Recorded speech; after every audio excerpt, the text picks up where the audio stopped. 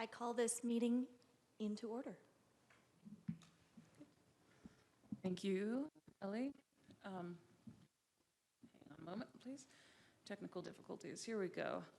So, welcome everyone to the September 20th, 2023 meeting of the Northern New Mexico Citizens Advisory Board, live from my hometown of Taos, New Mexico, which is just south of our friends and neighbors at Taos Pueblo.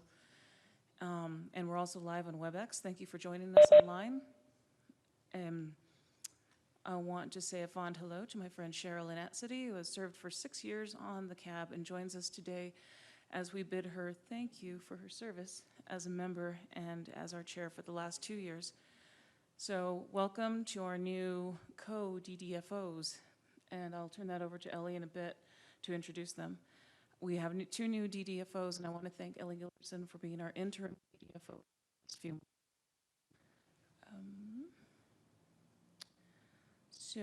Today's subject matter expert and speaker is Brenda Bowlby of N3B, and she will be speaking on the Llano Legacy Cleanup Aggregate Areas.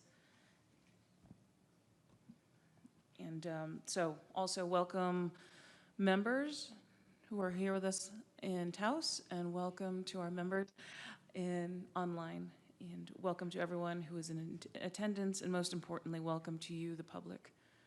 We, the CAB, are comprised of citizens of New Mexico from different backgrounds with different expertise, and we are always recruiting for new members, and the requirement is that you are not DOE, federal employee, one of their contractors or subcontractors, or an elected official.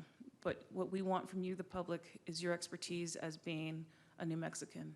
As a New Mexican, you are our subject matter expert.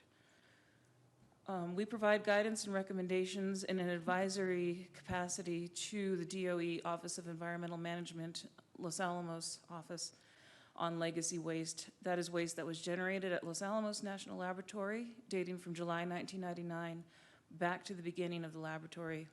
That includes Cold War and Manhattan-era waste projects, and those that currently reside at Llano. Just to let you know, we are being recorded, and our meeting will be posted on YouTube. If we go viral, you saw it here first. I am your interim chair from now until September 30th, and in October, Patricio Pacheco will officially become vice chair. He is vice chair-elect. Say hi. Hi, Patricio. Thank you for being here. And I will serve as chair until the end of my term. So now I'd like to go around the room and then the screen with introductions of CAB members, and I will call your name as it appears in the room and in the on my monitor. So can we start with Patricio? Sure. Hi, good afternoon, everyone. My name is Patricio Pacheco, here with the CAB office, representing NAMBE. Also work for the City of Santa Fe as a water resources specialist. Pleasure to be here in Taos with you all. Thank you, Patricio, and I look forward to working with you as the vice chair. Thank you, Lynn. I look forward to working with you all as well, and all the board members. Thank you, guys. Thank you. Okay, Joseph.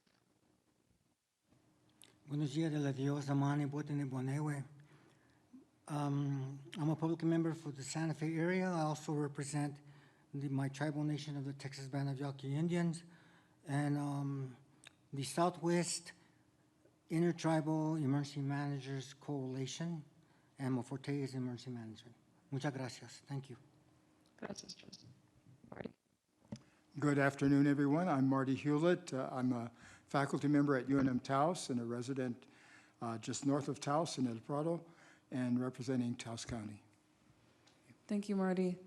Stephen. Good afternoon, everyone. My name is Stephen McLaughlin. I'm a semi-retired attorney representing Santa Fe County. Stephen, we'll continue with members, and then we'll get our other staff, if you don't mind. Roger? Yeah, my name's Roger Life. I am a CAB member representing the Espanola area. Spent several years working with the laboratory and also retired from the fire department while I spent my time up in Los Alamos. Thank you, Rod. Ann? Good afternoon, Ann Laurent. I'm a resident of Los Alamos, and I'm the Deputy County Manager for Los Alamos County. Thank you, Ann. Mark?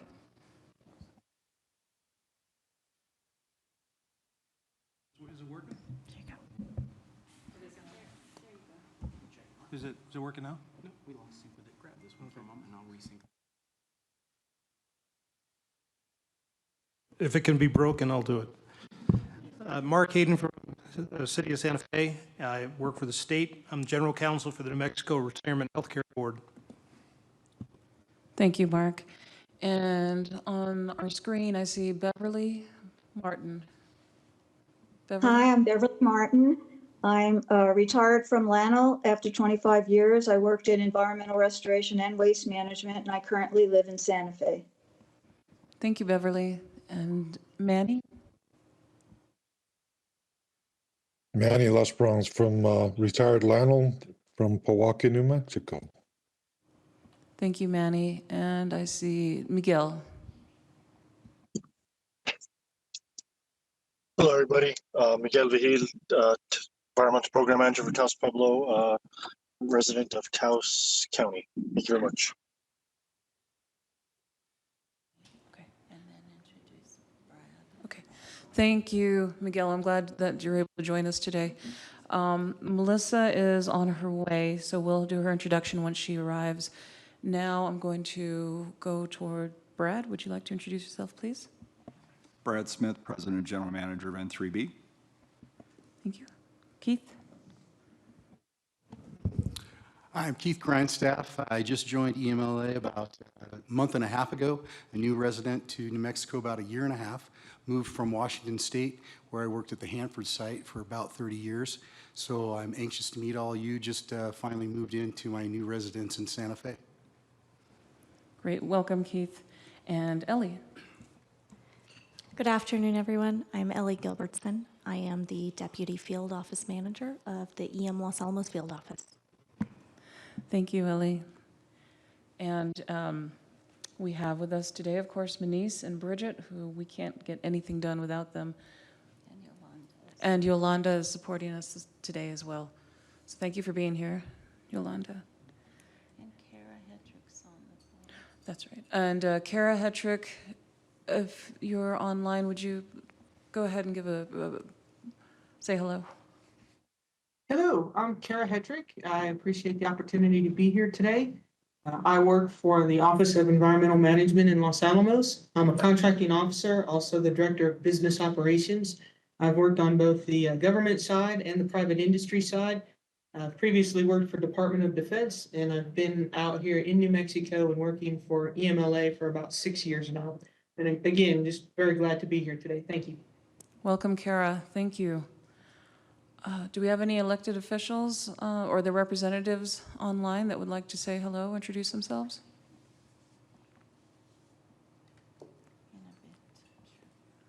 Okay. Susan Colvin here? Okay. Are there any members of the public who would like to introduce themselves?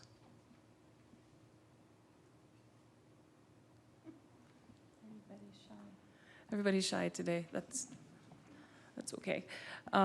So some housekeeping. If you are online, please be sure to mute your phones or computers. Same thing with people in the room. Please be sure to mute your phones. If you are able to turn on your camera, please do so because it's nice to see you. Now, members online and in the room should have received a meeting packet. And now I will turn it over to Ellie Gilbertson to introduce the DDFOs. Thank you.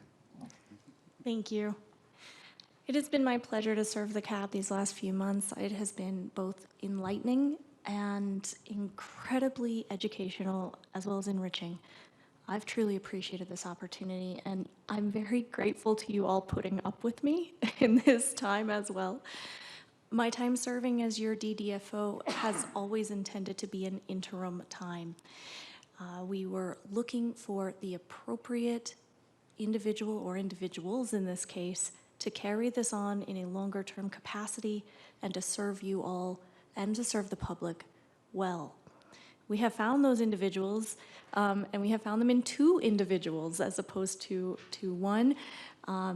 These individuals are Keith Grindstaff, who is sitting next to me today, and Kara Hetrick, whom you heard from a few moments ago. Both Kara and Keith will be serving as co-DDFO and will be managing those responsibilities between the two of them, but both will serve you incredibly well.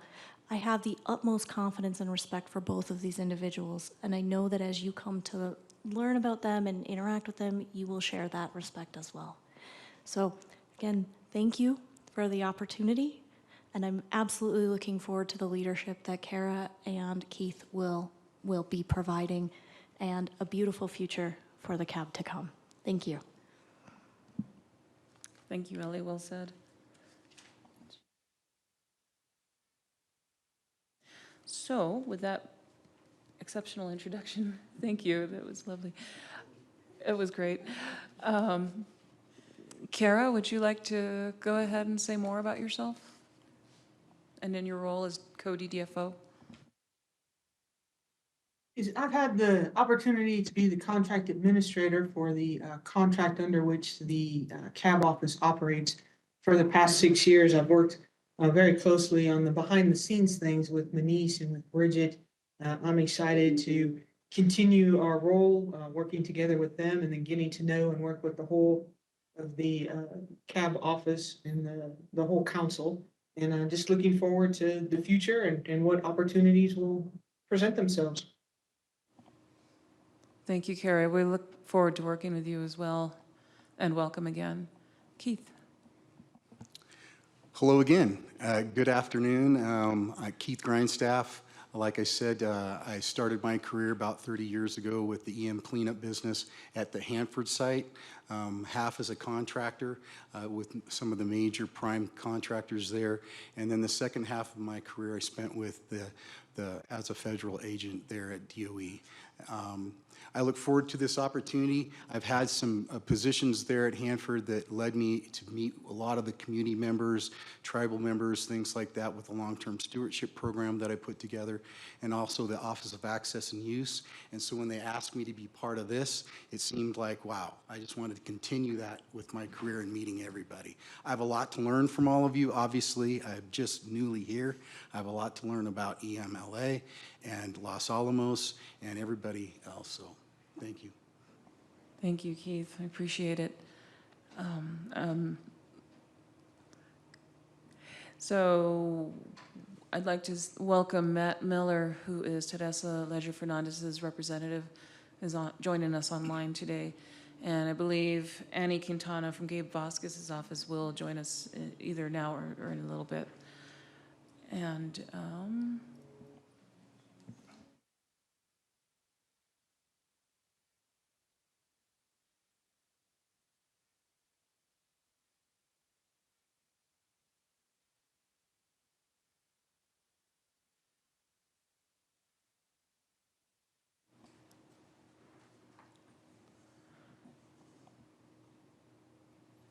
Sterling has just joined us. Thank you for being here, Sterling.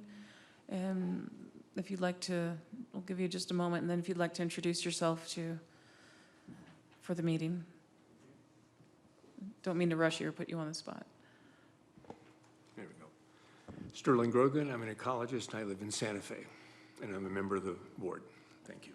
Thank you, Sterling. We're glad you're here. Yeah. Okay, so let's take a moment. In your meeting packets in front of you, you should have the revised agenda. It's revised because we have a couple of people who need to leave early. So we were looking at the approval of the agenda. So about 110, old business, update from the chair and vice chair, update from subcommittee chairs, new business, update from EMLA field office. Ellie will give that update, and then an update and look ahead from N3B by Brad Smith, President and General Manager. Update from NMED, Caitlin Martinez, who is with the environmental science and is an environmental scientist with the Hazardous Waste Bureau. About 3:15, we'll have a break. And then our guest speaker today is Brenda Bowlby from N3B, who will speak on Lano Legacy Cleanup Aggregate Areas.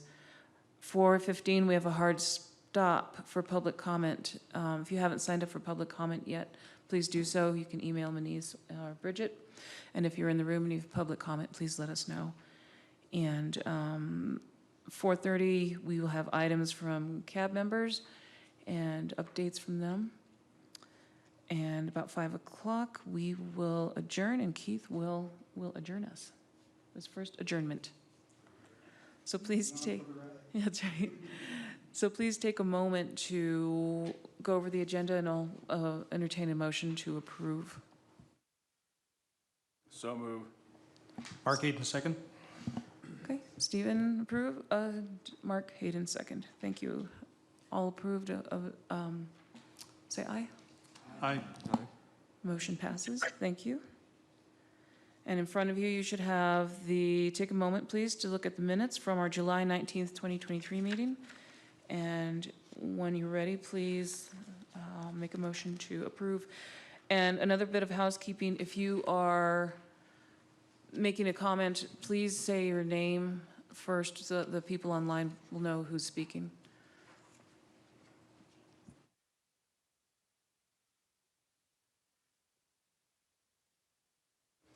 Move approval of the minutes.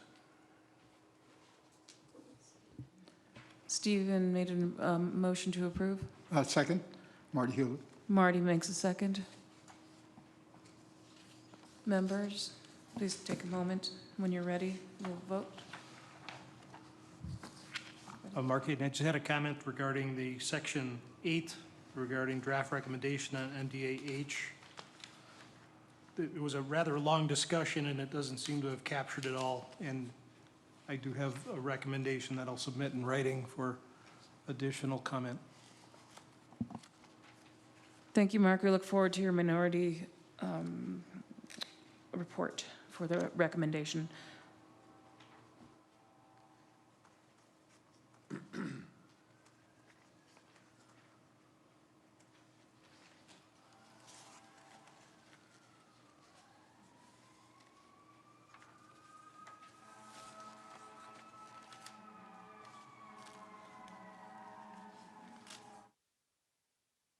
Okay. So now you take the roll. Right. Okay, any other comments on the agenda? We already have a motion and a second. If there are no more comments, we'll go forward with a vote. All in favor?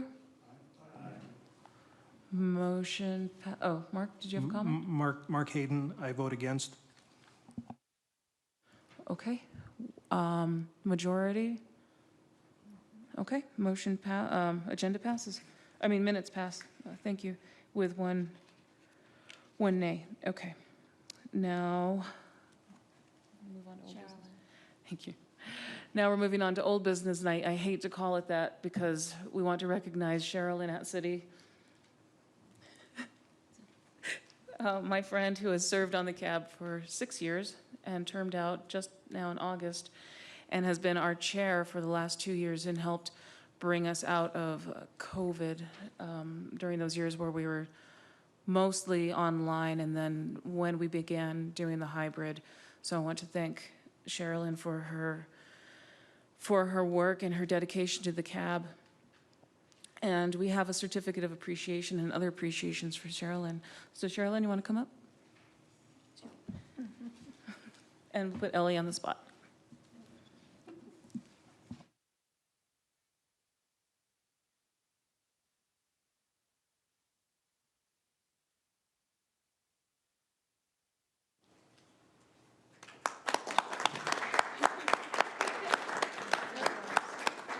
We're just gonna get us a picture. Oh, okay.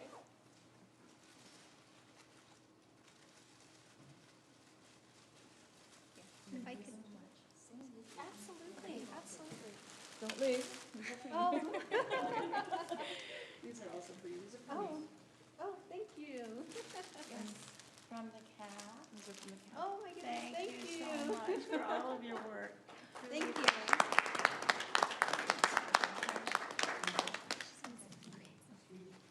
Yes, speech. Okay, I wanted to thank everybody. The years flew by so fast, and I remember like not knowing anything that was going on here to to chairing and having to know everything. I'm grateful for all the friends that I've made along the way, all the from DOE and N3B that I was able to meet. It's been kind of sad because I felt like everyone was my friends, and I'm not gonna, well, I still can come to the meetings, but I just wanted to express my appreciation to everybody, to Denise and Bridget especially for holding everything together. And I think within the time that I had been a part of CAB, there was a lot of changes because we had COVID right in the middle of it, and we were having to readjust, and we had got new board members who didn't know what it was like to be pre-COVID, and then having to roll that back around. And so thank you all for taking the time to be a part of CAB and trying to understand all of the presentations. And sometimes it's really hard because the person who's often presenting does it 40 hours a week, and they have to, for maybe 10, 15, 20 years, and they have to condense it down to 30 minutes in presentation. So that was a lot of information for me, but I'm very grateful and thankful to have met everybody in person and online. And right now, I just wanted to let everybody know I work with Indian Resources Development with New Mexico State University. So I get to continue this work that I became so passionate about with CAB. I get to continue and share this information with a lot of the tribal communities and also with the college and high school students that I'll be interacting with. So it was good that I picked up all that information because I could share it on a larger scale. And thank you very much, everybody. Thank you. Thank you.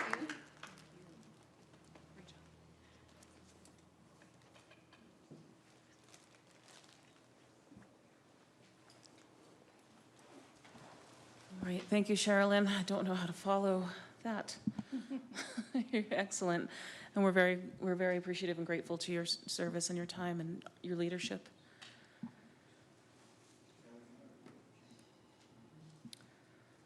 So let's move on to an update from the chair and vice chair. Since we are an interim position, if we do have any updates, I was wondering if Patricio, as vice chair-elect, had anything he'd like to say now. Do you have any updates for us, Patricio, that you'd like to share? It's all right if you don't. No worries. I do not have any updates for the group right now. Thank you, Patricio. I appreciate that. And so let's move on right now to the, just give me a moment here. So the one other piece of old business from the chair, during the August combined subcommittee meeting, members who were present, and not everyone was present, voted in favor of the recommendation on materials disposal area H. We did have one nay vote. This was a long recommendation, and it was intentionally made to capture comments from CAB members, the New Mexico Environment Department, N3B, and EMLA, and those are inside the recommendation. It also reflects the concerns of the public and the rationale behind the recommendation. We did a lot of research, and we did a lot of talking to many people and tried to capture as much of their fears and hopes into that recommendation. So we also recommended a third-party technical review, which is not a requirement in the consent order, but may be a beneficial aid to our cleanup crew if that is something that they'd like to pursue. And so now we can do, quickly though, we'll move on to the updates from the subcommittees, but before we get there, the subcommittees are awaiting work plan priorities from the DOE, EMLA, so that we may update our work plans. We must also hold election of subcommittee officers with chair and vice chair for FY 2024. The deadline for that was the end of September, but we will move toward the middle of October, so we'll get the subcommittees together to complete our work plans and do our elections. I'd like to let the public know that the subcommittees are where the work for the CAB is done. They are announced ahead of time with an agenda and are open to the public with time for public comment and opportunity for the public to engage directly with the subcommittees. So it's there's more conversation within the subcommittees. These are held via WebEx and include the DDFOs and CAB office members. So let's move on. Mark, do you have an update from the consent order subcommittee? Yes, thank you, Madam Chair.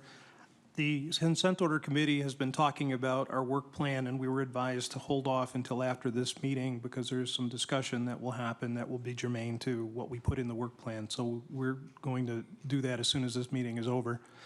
We're also going to have elections for our committee. And we lost one of our members, Jim Murphy, in the interim. And we're looking for somebody else to take that position. If they're available, please see me or Stephen or Patricio. And then lastly, at our last meeting, there was a long discussion, as you pointed out, on MDA-H. And the July 19th CAB voted for that recommendation. I did not. I objected to it because the New Mexico Environment Department did not have an opportunity to comment in writing until this month. And if anybody caught the paper, the Santa Fe New Mexican on Tuesday, it puts the position of the New Mexico Environment Department that it rebuffed the DOE plan, and it said it was not adequate, and outlines in this article and in their objections why. So one of the things I had asked for is a revisit of the vote based on the New Mexico Environment comments. So I would recommend to this board that we look at the comments and revisit that. Thank you. Thank you, Mark.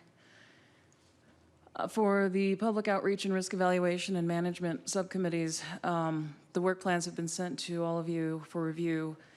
That was back in June or July, and we will meet, excuse me, my voice is going.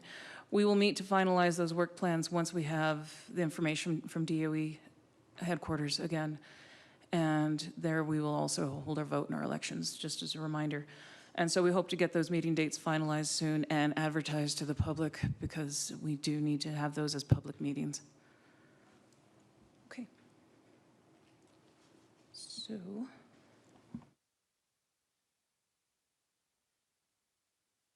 Actually, I do have a quick update from the Public Outreach Subcommittee on their work plan.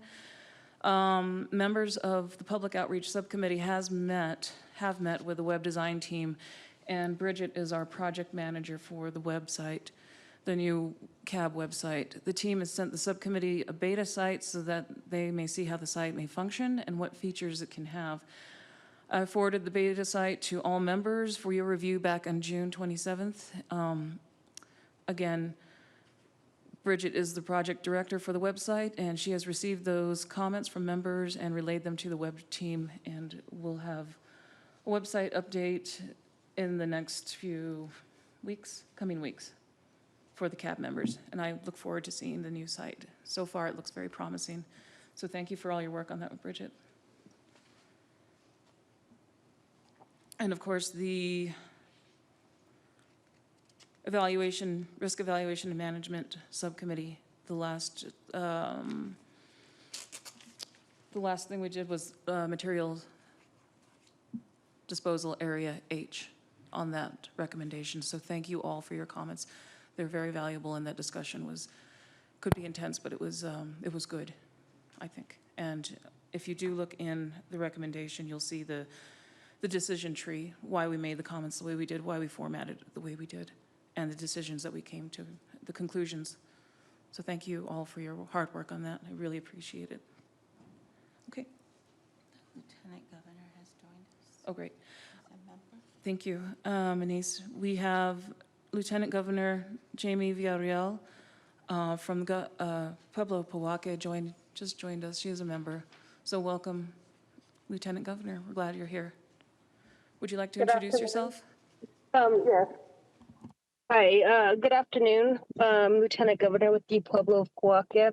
Thank you guys for having me. Thank you. We're glad you're here. Okay. So now let's move on to new business. Do we have any new business from members?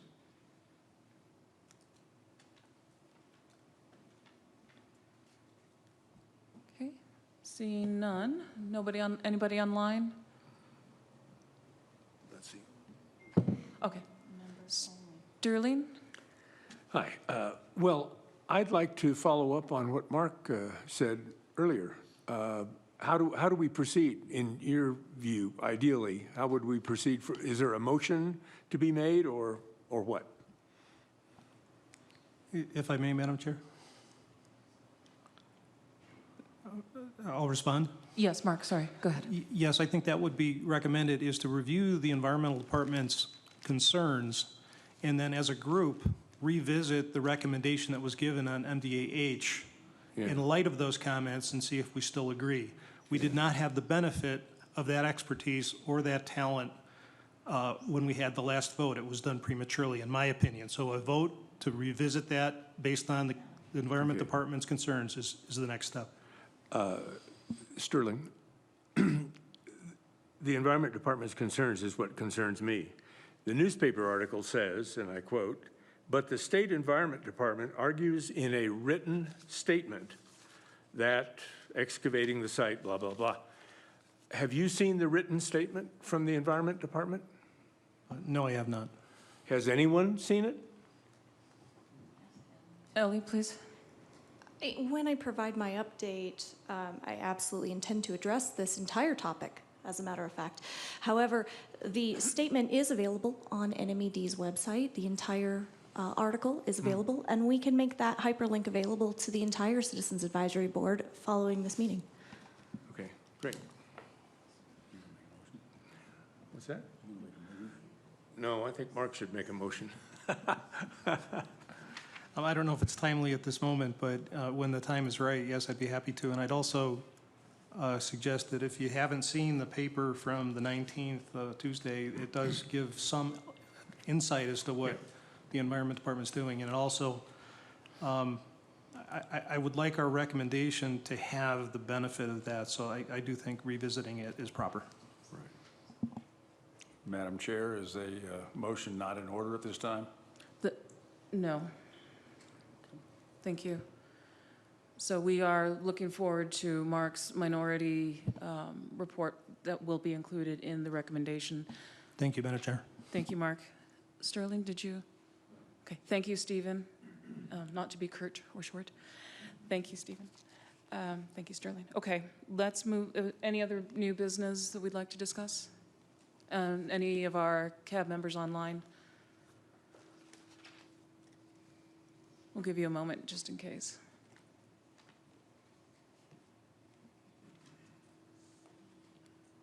All right, seeing none, I think it'd be prudent to move on to the update from Ellie Gilbertson.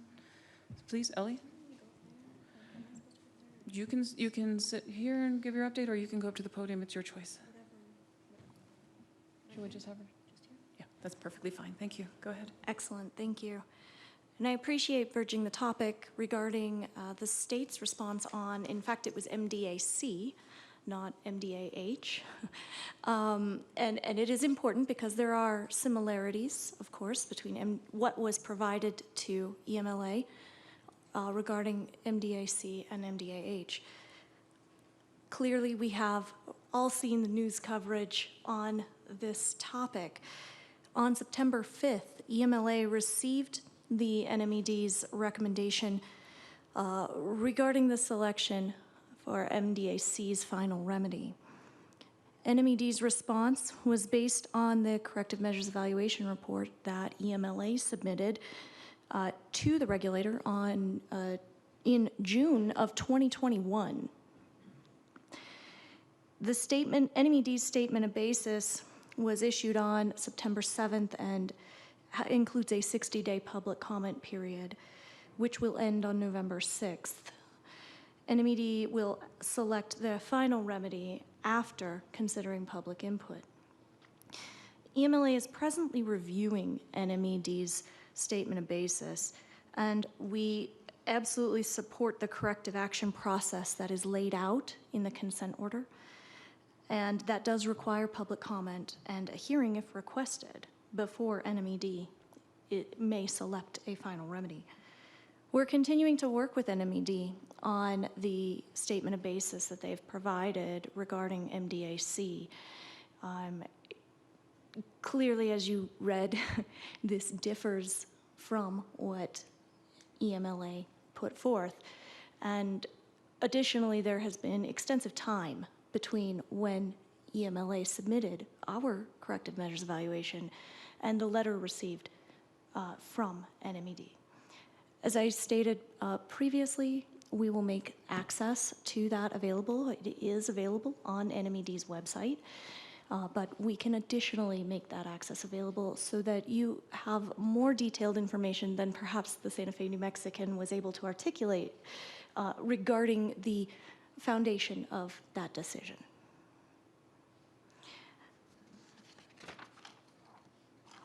Beyond the material disposal areas, we are continuing to work very closely with the state regarding the hexavalent chromium plume and the chromium interim measure. In March of 2023, the department received regulatory direction to cease injection and thereby stopping the interim measure altogether. Without the ability to inject, we have nowhere to put the water that we pull out. 3-party technical summits have been conducted between DOE, NMED, and the Pueblo of San Ildefonso. However, these have reached an impasse. We are working to resume the meetings, but there is some urgency behind this. Recent monitoring data show that 3 wells, R70, R45, and the injection well, CREX 5, have increased and that they are adversely impacting the aquifer. We have detected increased concentrations of chromium. We have informally notified NMED that these chromium concentrations have increased, and we did so prior to the August 21st Radioactive and Hazardous Materials Committee meeting. On September 7th, we received a proposal from NMED's Groundwater Quality Bureau and the Hazardous Waste Bureau to allow for some injection.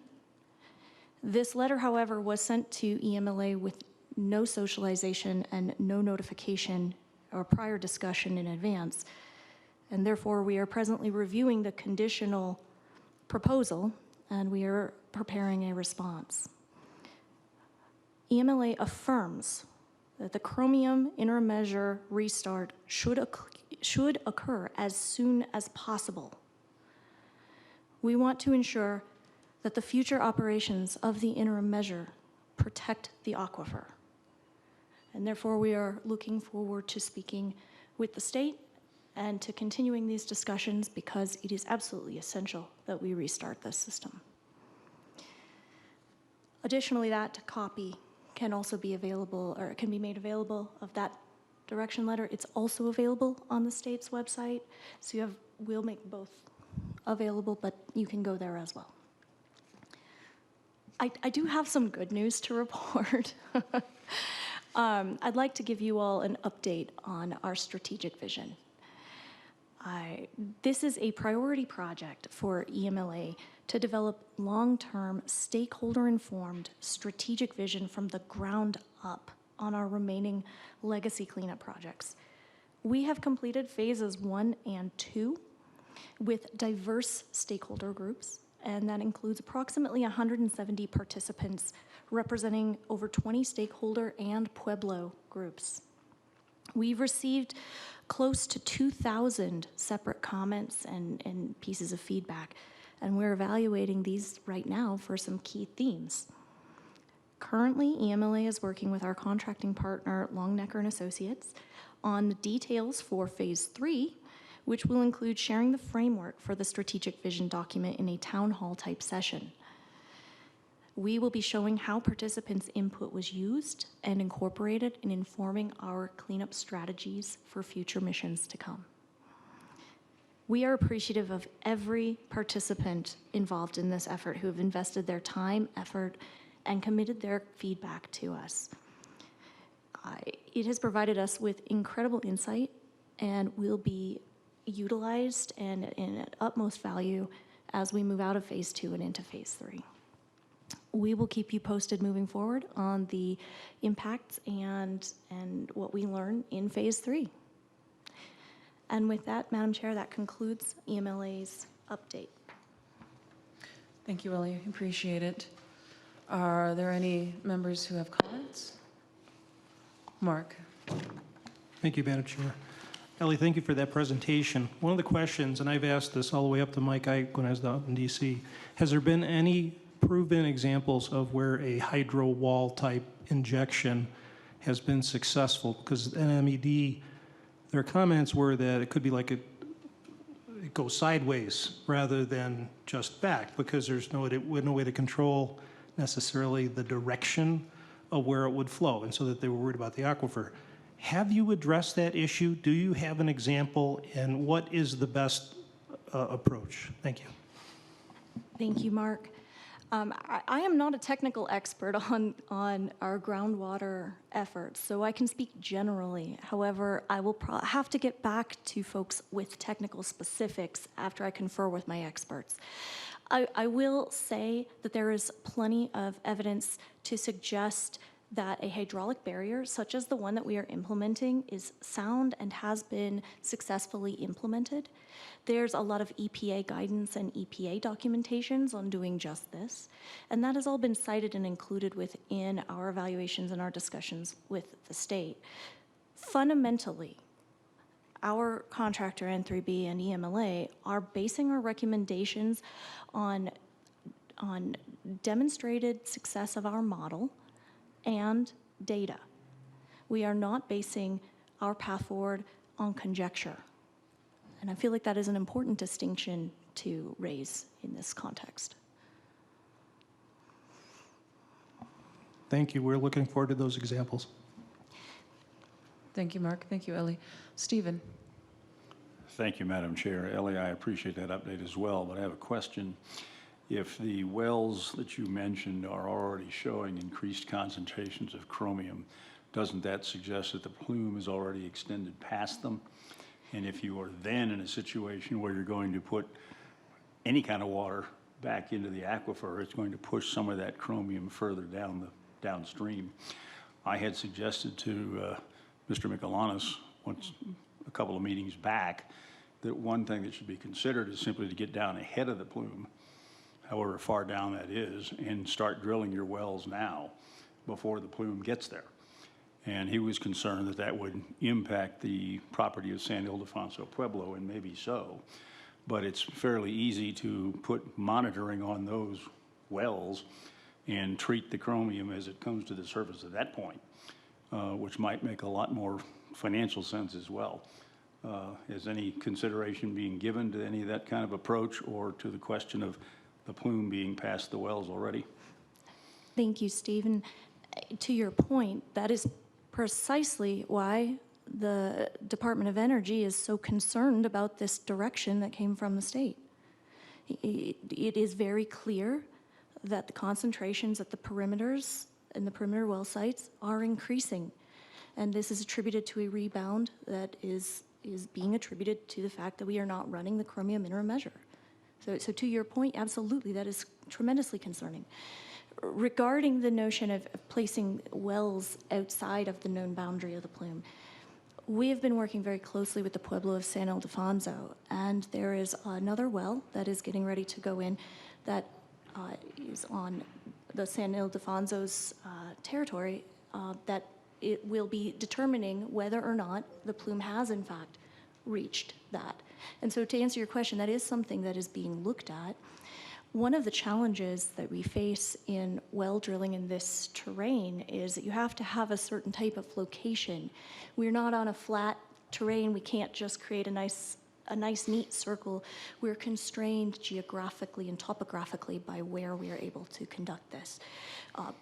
But there are certainly efforts underway, and the well on San Ildefonso's land is an excellent example. Thank you. Joseph? Oh, apologies. Not Joseph. Joseph, not Joseph. Okay, thank you. Mark, did you have one more comment? Okay. And Patricio, please. Uh, Wait. Joseph, did you have a comment? Okay, I'm sorry. I wasn't sure. Okay. Joseph, sorry, Patricia. Go ahead. Madam Chair, you know, I just listening to the conversation, it is so refreshing that Llano is working really closely with the tribal collaboration. That is so important. The tribal people that live within the boundaries of Llano, and just there's it just for me it's on a personal, you know, family, because I know families along the Rio Grande, et cetera, along Llano, that the collaboration is so essential. Just talking and straight up conversation. Don't hide the stuff. Don't hide the information. What I'm seeing, Ellie, of you just opening this conversation, it's just plática. It's really sensitive, culturally, in my opinion, but respectful. And I appreciate that. Muchas gracias. Thank you. Thank you. And we are very concerned, and I appreciate that. And I will share that appreciation with the rest of my field office as well. Thank you. Great. Thank you, Joseph. Thank you, Ellie. Patricia. Thank you, Ali, for that update today. I was just curious, as we all know, we've all heard that there's supposed to be a third-party contractor involved. Just curious, has that decision been made for that third party? Actually, it has. DOE concurs. There is value in bringing a third-party mediator in to support and facilitate technical discussions on the chromium intermeasure. We're currently evaluating some of the correspondences that we've received from NMED in conjunction with that. But that is absolutely being discussed internal to DOE right now, of how to bring that on in the most successful manner for all parties.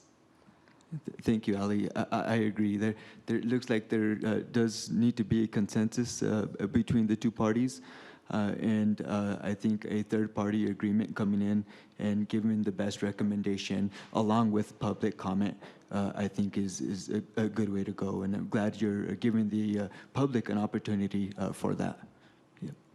Perfect. Thank you. Thank you. Thank you, Patricia. Thank you, Ellie. And then we'll go to Beverly online. Hi. I apologize in advance. I've missed a lot. I've been gone this summer due to some family issues. I thought the state did not want the treated water re-injected into the plume, but are there no other injection wells in Atlanta? Is there another well that the water could be another injection well?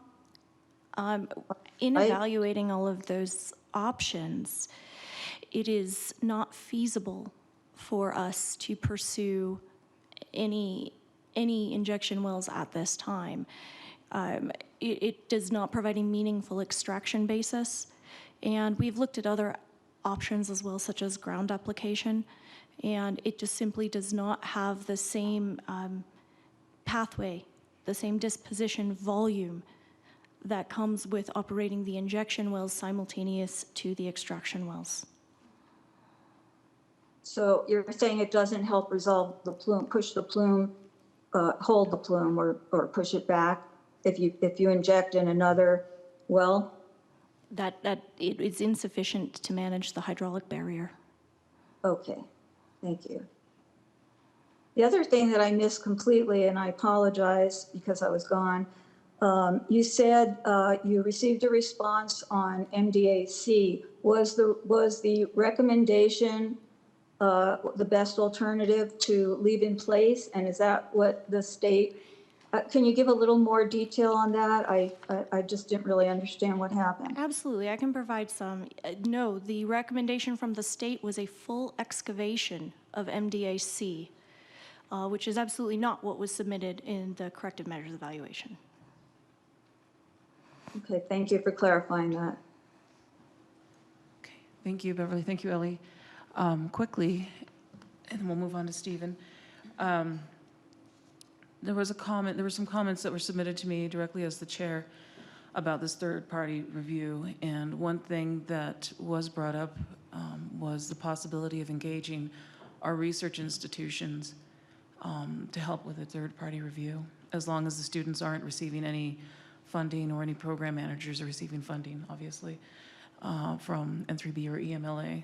And also possibly engaging some of our other academic institutions that are qualified under the less research, hard research, but more of the social sciences. That way we reach all our institutions and that they're involved with what is, with our goals and our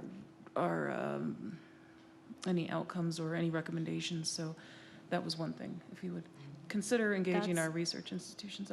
That's a very interesting proposal, and I'll absolutely bring that back to the team for consideration. Okay, thank you. And thank you to our members who did suggest that. Okay, Stephen, please. One last quick question, Ellie. Is this third-party contractor intended to be more a mediator, or is this a technical engineering hydrographic expert? Both avenues are being pursued.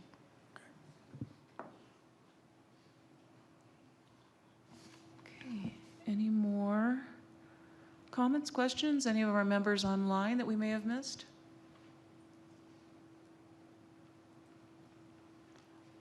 Okay, let's move on then. Thank you, Ellie. And next up is update and look ahead from N3B by Brad Smith. Please proceed. Thank you, Madam Chair. Hopefully everybody can hear me. And if I go between Barry White and Pee Wee Herman, I apologize. I just came back from the East Coast and the dry is affecting my voice in interesting and new ways. So first off, to the new CAB members that are coming on, I look forward to working with you. This is something to have citizens that are actively participating in these forums. It's very important because we make decisions, having that insight, and we don't have all the answers, but we like the dialogue. So I look forward to working with Elena and Patricio and your new capacities, and hopefully it's bears fruit.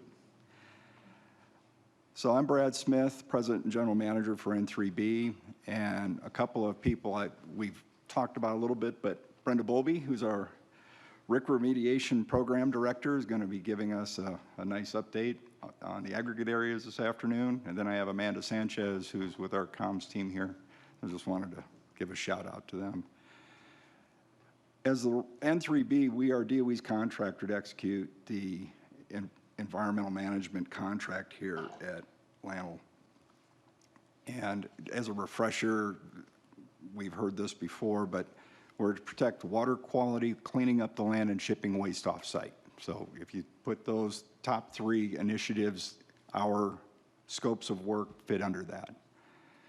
One of the other things that coming in, me and my new team are emphasizing connective operations, operational excellence, and worker safety, because we've been building and building and building on this, and we've increased the tempo of work. So as you increase tempos of work, the workforce becomes even more important in how safely we execute. So it's not just the what we're doing, but the how we're doing it. Recently, about a month ago, we declared a stop work on our training qualification, and we were finding gaps in paperwork. And so we had gone through readiness demonstrations for these workers in the high hazard environments and the regulatory environments. They were successfully executing their jobs, but it's like anything else. If you're driving on an expired license, you might be proficient, but in accordance with the law, you're not exactly totally legal. So we have been emphasizing with our workforce, I think you've heard me talk about this before, that we really, really want people, if they see something, say something, and we stop. We'll either pause or stop. But in this case, my new acting executive officer happened to be out. We now do management observations and have picked up the pace of those. So our workforce sees me and my senior team out, which is a good thing. I said I started out in the union, so that one of the things that's important to me is that my management recognizes what I do and how I do it. And when we couldn't demonstrate compliance, we took that time out. And over the last 3.5 weeks, we have gotten our training qualification programs back in order. We anticipate having some external oversight come in and verify what we've done. We've restarted the corrugated metal pipe campaign, and that began last week. I appreciate NMED and the Office of State Engineer for giving me an R76 well drilling permit, and we are out there. I'm waiting to get a text so I can pass along good news that the drill bit is turning to the right, which means we're starting the new well. One of the other things that we really want to do as a continuously learning organization is to ensure that people like Brenda and her teams understand the requirements. So we are upgrading our programs and processes that go in our new contract between that and what the workers see in their day in, day out procedures, because you have to flow down those requirements. So I go from DOE orders and standards or NMED regulations, et cetera. And that's the compliance. And how do you verify compliance? You go out and do assessments against that.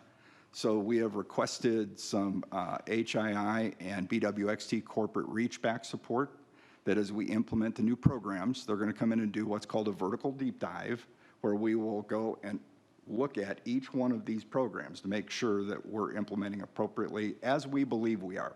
Today, we're in compliance, but you know, sometimes things happen and it kind of slips through, and we don't want to have any of that happen. We want to be able to come to the CAB meetings as we have them, and if anybody asks a question, I can give you with full certainty that we are in compliance with our permits and our regulations. As I said, corrugated metal pipe activities recommenced. This is good. We're part of the stop work included the CMP retrievals and the drill and drain operations and maintenance. We have been spending, as part of that last 3 weeks, doing minimum staffing requirements so that we could support the work as it was happening. So we would take, let's say, part of the cab, we would requalify you, you could go back to work. And we had a process that was called Senior Management Review Board, led by Jeff Stevens, my executive officer, to lead that. And then he would report at first daily to myself and Michael Michelanis and Ellie and their teams, the status of where we were at and the action planning and the implementation of that action plan. We have since gone to a once-a-week update, but that last week I attended the National Cleanup Workshop in Washington, D.C., and spent a lot of time with Ike White, Jeff Avery, Day Chung, and others to explain where we're at, where we're going, and the next steps. The partnership that EMLA has provided me has allowed us to really accelerate what could have been a longer stand down. Kara Hetrick, I want to give huge props to her because she was listening to some of the things that we wanted to do. And then we had Cheryl Rodriguez, Lee Acker. I'm going to leave somebody out, so apologies, Brian Harsick. But Michael and Ellie, every day, and the team sat with me and my senior team, and we worked through what was coming next. So if it required something in contractual space, they asked us to please let them know what they could do to help us. And that partnership is what's going to help us execute our mission. So we expect to get out of the full stop work within the next 2 to 3 weeks. But again, you know, we want to do an assessment to make sure we're still in compliance. So while that is something that could be viewed as a down and a negative, I was certainly disappointed. My team was disappointed. And the last thing we want to do is disappoint the workforce, because they, as I've talked about, they have skin in the game. They really want to do the right thing. But with that comes accomplishments sometimes. So I did want to talk a little bit about FY23. We're right at the end. So knock on wood. 14 milestones for FY23 on consent orders. We expect to achieve all of them. The one that was close, the R76 well drilling, as I said, I'm just waiting for the text and then I'll share that. But if not today, tomorrow, we will achieve that well drilling milestone. And given what we've just gone through with our training qualification, it actually allowed us to ensure that our workforce ask any additional questions. So while we had them doing training qualification, we were also re-evaluating and changing, revising our work procedures and work plans with the new expectations to make sure that that didn't get dropped again. So R73, we've completed the plugging and abandonment, which is good news. Moving forward with the final location cleanup. The team demobbed the paperwork. The report is going through finalization with EMLA, and then it'll be sent to NMED, and that will bring a conclusion to that chapter in N3B's history. Looking forward, aggregate areas, as I talked about, I won't go into too much detail so I don't steal Brenda's thunder, but reinforcing the importance of this really, and the work completed in August 2023, we had North Ancho, part of the Southern External Boundary Campaign, right? And the 3 Mile aggregate area, part of the Pajarito Watershed Campaign. So I have my person and, my expert sitting over nodding at me positively, so the president hasn't messed up the message. So there you go. All kidding aside, no, again, our staff is really in this, and I appreciate everyone. True waste shipments, that is a real focus area for us. One of the things that we are doing as part of the corrugated metal pipes is that basically there's a 5-to-1 ratio of the number of corrugated metal pipes. There's 158 of them, so if you just multiply it by 5-ish, that is how many standard waste boxes we will create, and eventually those will find a home at WIP. This current status, we have exceeded the number of shipments. Just as a reminder, it was 40 for the year. Thus far, we've made 59. So good news story. And that's the end of the N3B update, because while it doesn't sound like a lot, I can tell you it was an exciting month. Thank you, Brad. It does sound like a lot. There's a lot that goes behind the scenes. Just to, as Sherilyn so eloquently said, there's so much that you do, and then to condense that. So I appreciate your report. And as a former senior public information specialist, well done. And I was happy to hear that you have, that N3B is working on organizational leadership and toward a learning organization. So congratulations on that. And I'd like to hear more about that in the future. Sure, absolutely, because we are doing management and leadership development. So we all know that at some point in our early career, you would not know it by looking at me, but I had a boss who actually not long ago looked at me and said, "You used to have hair." I said, "Because of you, I don't." So, but all kidding aside, mentoring, one of the real initiatives that I'm taking on is mentoring our folks. Because no matter where you're at in the organization, even up to where I'm at, I have a mentor at corporate. But I also have retirees who I have worked for that I still call just to bounce ideas off of. We don't, like I said, we don't have all the answers, but the more support I can give from the bottom up and develop them and get them interested in what's the next thing you might want to do. Do you want to be a professional technical specialist, or do you want to be a manager? And then from there, I can start, molding that piece of clay and just getting them to where they become more and more productive. We're reaching out to the military, doing a lot. We have 58 resumes right now from mobilization centers, and we're trial running some of them. And because there is a new program, or it's not new, but they've had a program called Skill Bridge, where we can work with the government and they can come in and see if they like N3B or not. Because sometimes you hear one thing and they'll see, I love Northern Mexico. I've come here, since the early 90s, and just to see the changes that have occurred in and around the area, and you appreciate the beauty of the Southwest. It is something, but it's not for everybody. So I want to be sure that if they're here, that they're part of the community, because that's what we are about. No matter where I go, no matter where my workforce goes, we are visible. So you can't hide in a place like this, and nor should we. Thank you. And I'm glad that you are cultivating and not gleaning, that sounds terrible, from your subject matter experts when institutional knowledge needs to be passed on. I think that's very, very important. And the mentorship, I'm glad to hear about that as well. So it sounds promising. And as we move forward, I'd like to know more. And I think that's a good idea, to bring people in on a trial basis to see, because it is New Mexico, and it isn't, as you said, it isn't for everyone, but it is the way it is, and I appreciate that you appreciate it, because it has so much to offer. It's great. Good. Okay, do we have any comments from our members online?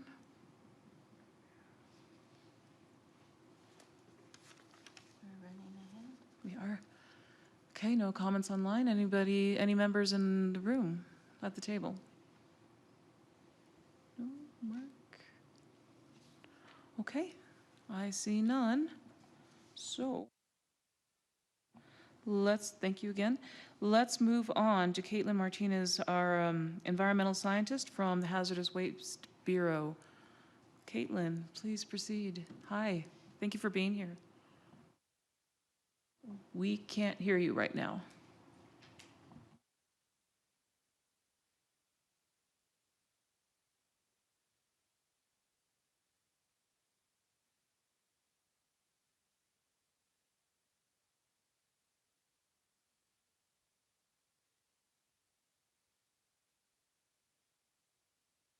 Any luck now? There you are. Great, Too many welcome. mute buttons, I'm sure. I have 3, so. Yep. So rotate around, find which one is off. Anyway, pleasure to be here. Thank you guys for having me. I'll give a quick introduction. Like you said, my name's Caitlin Martinez, and my educational background is in chemical engineering, and I work as an environmental scientist for New Mexico Environment Department. I'm currently acting as a program manager for LANL's Corrective Action Program here with Hazardous Waste Bureau. And I'll give a quick update. I'll start here with stuff about LANL, and we'll start with the consent order. The proposed fiscal year 2024 Appendix B was submitted July 28th. We have a meeting.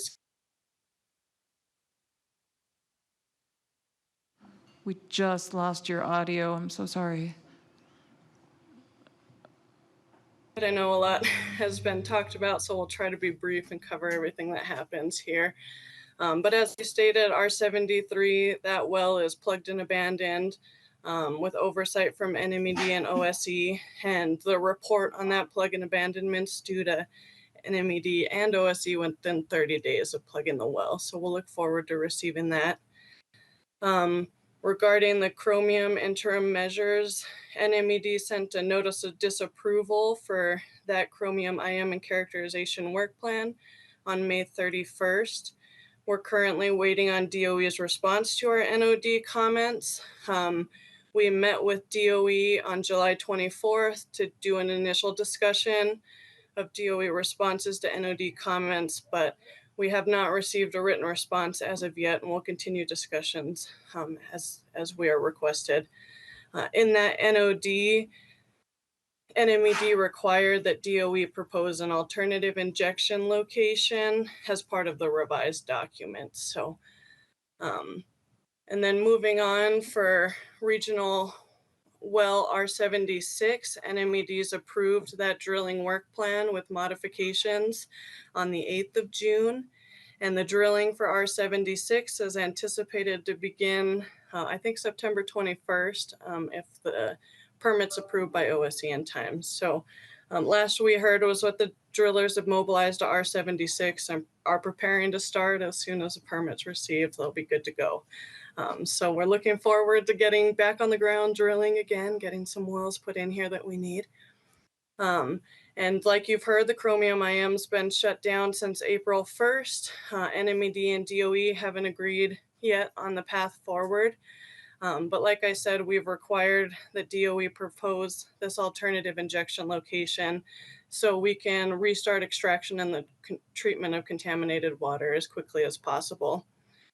And in that direction, NNMCAB sent a letter to DOE on September 6th that was mentioned briefly by EMLA with our proposal for a path forward that would allow restart of injection operations in the chromium plume area.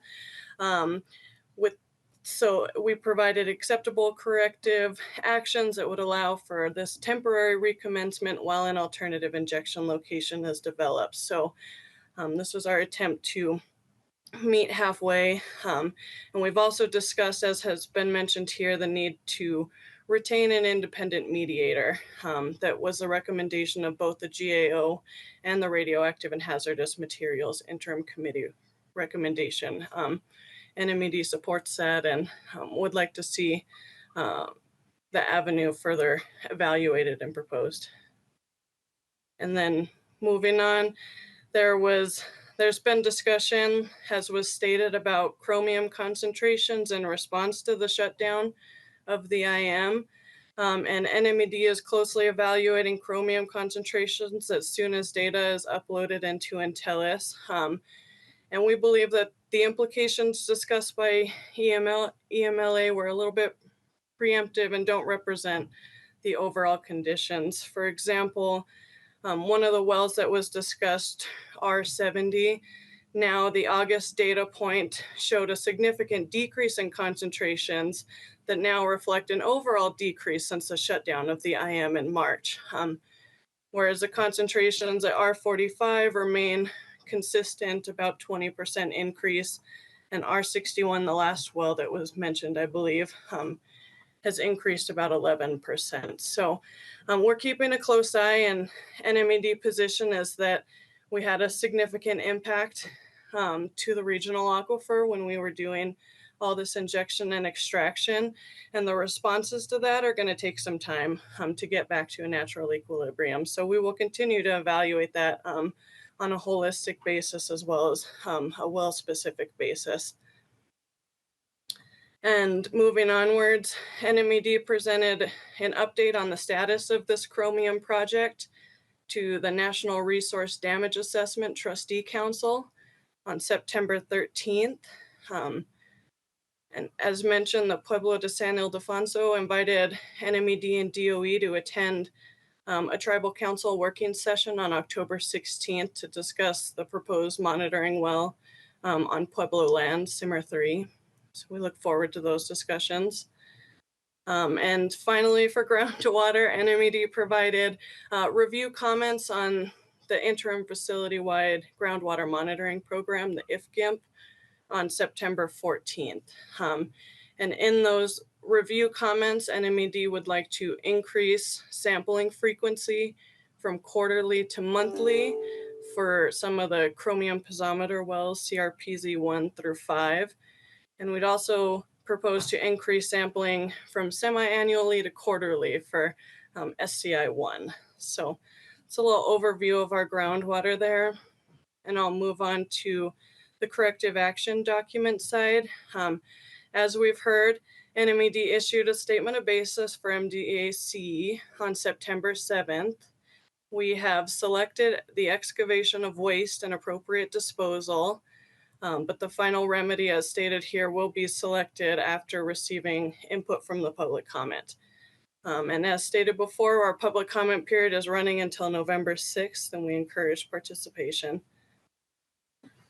Additionally, NMED also approved the investigation report for lower water in Indio Canyon's aggregate area on August 30th. And NMED has also issued review letters for 3 of our periodic monitoring reports. The Technical Area 21 Monitoring Group, the MDAC Monitoring Group, and the 2022 Vapor Sampling at MDAC reports. Keep them busy. And then moving on to our Middle DP Road site contamination. DOE has completed field investigation, and NMED is just awaiting the submission of the final report for cleanup there. And on the permit, the renewal application was submitted in 2020. NMED has sent 2 administratively incomplete determinations to DOE. And NMED is waiting for DOE to submit revised application that includes an additional storage unit. And along with the permit, DOE submitted a Class 2 permit modification for the addition of this new hazardous waste management unit at TA 60, pardon me, TA 60 on the 13th of March. NMED has sent an admin incomplete letter to this on June 28th. NMED received public comments during the public comment period provided by DOE. that discuss seismic concerns.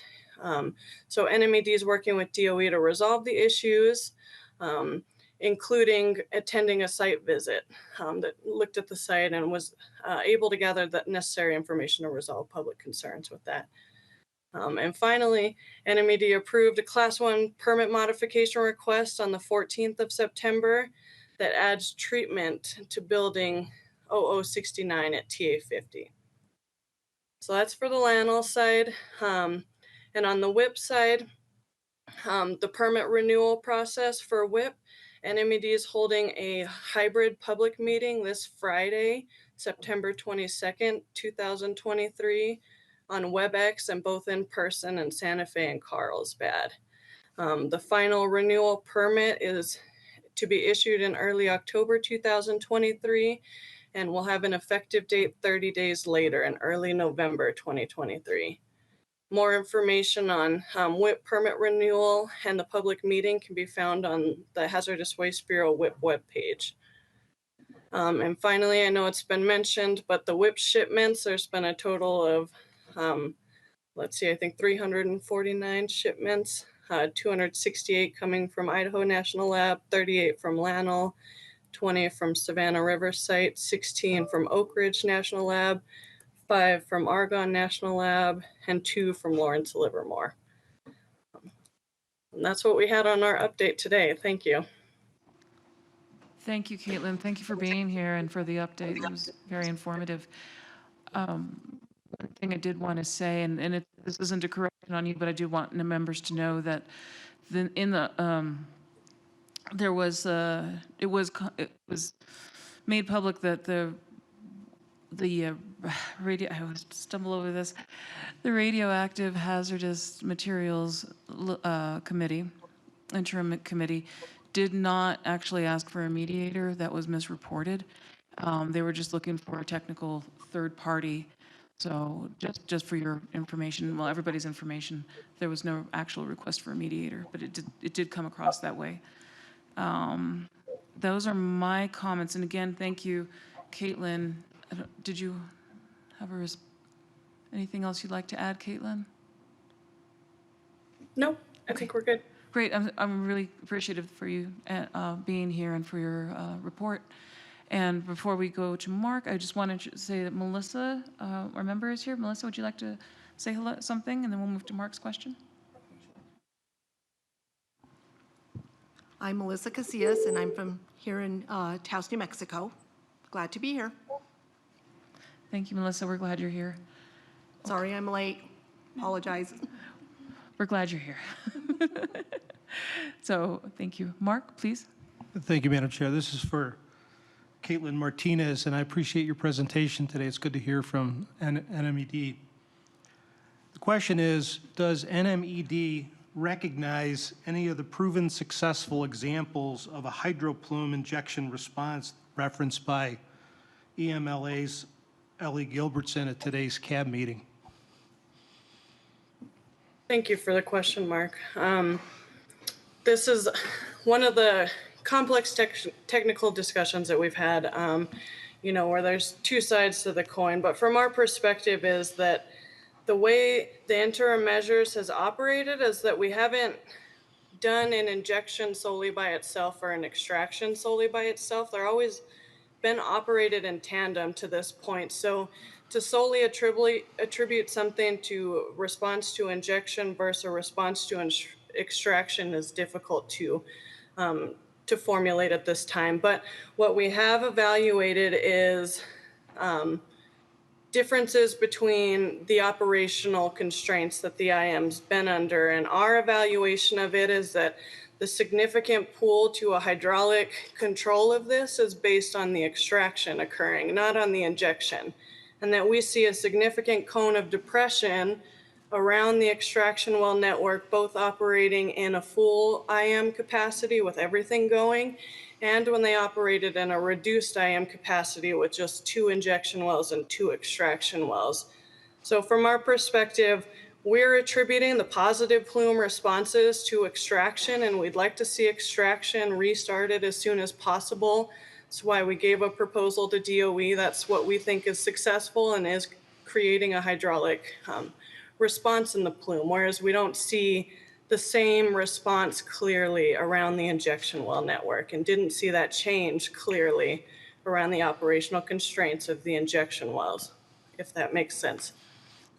Thank you for that, Caitlin. I appreciate it. I have another follow-up question, too. I think I heard you say that in sampling some of the hexavalent chromium plume wells, that during this non-injection hiatus, there was a decline in the concentrations. And maybe if you could, number one, clarify that, and number two, explain why that would be so.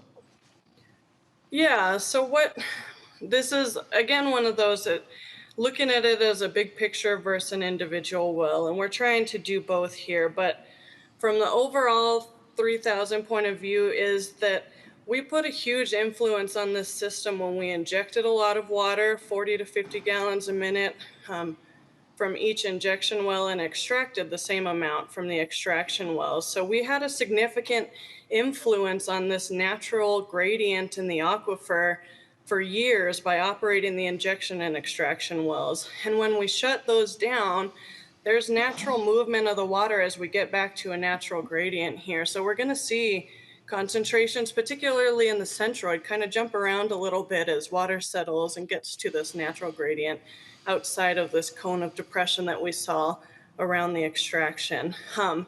So what EMLA discussed was that there were wells of concern for them that had just evaluating a % increase from the time we shut down the IM totally. So we're looking at March 2023 till now, and they were just evaluating that set of data there. And for us, groundwater is, like I said, it's not a quick response here. It's a slow moving system. So for us we'd like to see longer amounts of data before we would make a conjecture saying this is due solely to us stopping injection operations. But one of the wells that was of concern mentioned by EMLA was this R70 well towards the eastern edge. It was R45 and R70 towards that eastern nose of the plume. And just like I said, we've been monitoring them very closely. We check as soon as they're all up there so we can see how trends have continued in regions. And two of the wells, R45 and R61, have plateaued a little bit, and we're not seeing significant bouncing back and forth in those wells, but we continue to watch. And it was R70 that was one of the main wells discussed that had an increase. But since the August data showed a dramatic decrease, and again, we think it's related to this, we're getting back to a natural equilibrium here from the things we had. And specifically in that region, our natural gradient goes from west to east here, a little bit south involved in that. But so we're expecting to see some of the responses to that injection water in the eastern side here. So, on top of the movement here, we're seeing that it stopped and we're getting an equilibrium with all that clean injection water that happened in the eastern nose that would be causing us to have a little bit of movement downward, if that makes any sense. Sorry. Thank you, Caitlin. In light of what you just said, EMLA has classified this as an emergency situation. Does NMED agree with that statement? If We I can agree that- correct, EMLA has not made any formal classifications that this is an emergency situation. I must have misunderstood emergency. EMLA discussed that they wanted the extraction, that they wanted treatment to continue as soon as possible. And in that aspect, NMED agrees. That's what the proposal was for. We would like to see the extraction and treatment of this contaminated water continuing as soon as possible. And we've tried to lay out, along with this proposal and along with NOD comments, the regulatory pathway for implementation of an alternative injection location that would ease the concerns of NMED and allow for extraction to continue occurring, extraction and treatment, while we get the necessary information to move to final remedy decision. Thank you. Thank you, Mark. And Caitlin, again, thank you. And Ellie, for your response, EMLA's response. Joseph, you have a comment or a question? Please proceed. Yes, Madam Chair, for estimata Caitlin. Estimada Caitlin, I appreciate your input. On October the 16th, that you said that they're going to have a public, is it going to be a public meeting with a tribal entity, the Senai? Are there other tribal nations that are invited, or is this a closed conversation with your department?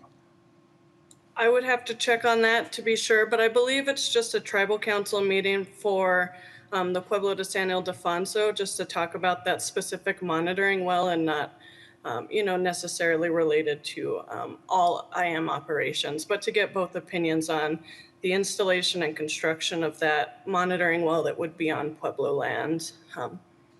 Okay, thank you so much. Okay. Thank you, ma'am. Thank you, Joseph, and thank you, Caitlin. Do we have any more questions or comments from other members? Okay, I see none.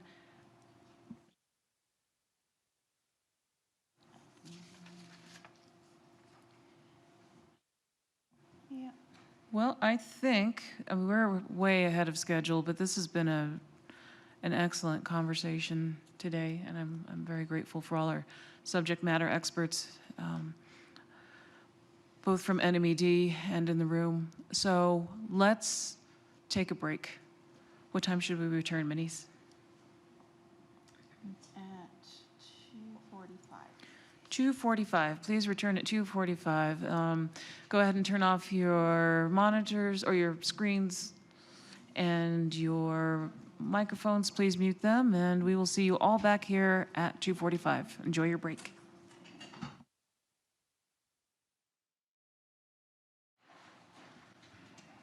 Okay, as members return to their seats, I'll introduce in a moment. Hang on, we're still doing some technical updates. Please bear with us. And our salsa updates.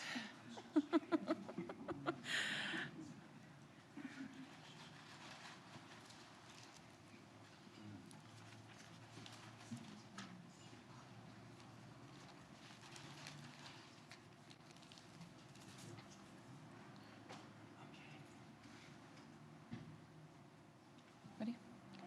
Okay.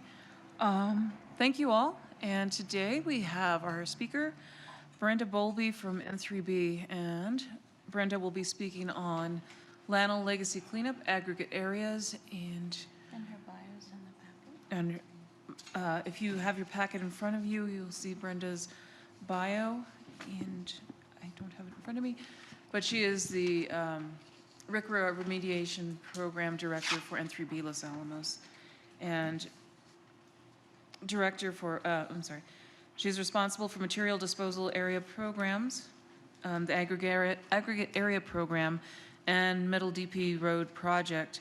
Brenda previously was aggregate areas program lead, responsible for development and implementation of the field investigations and remediation of contaminated soil and debris sites at Los Alamos National Laboratory.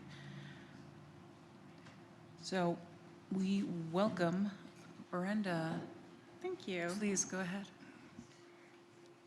Madam Chairman and members of the board, thank you for having me. So he gave me the clicker. So I have a lot of control up here now.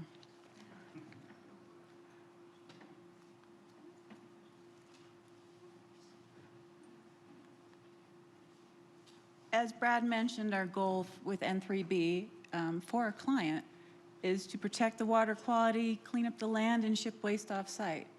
So aggregate area is fundamentally responsible for the dirt portion of that area.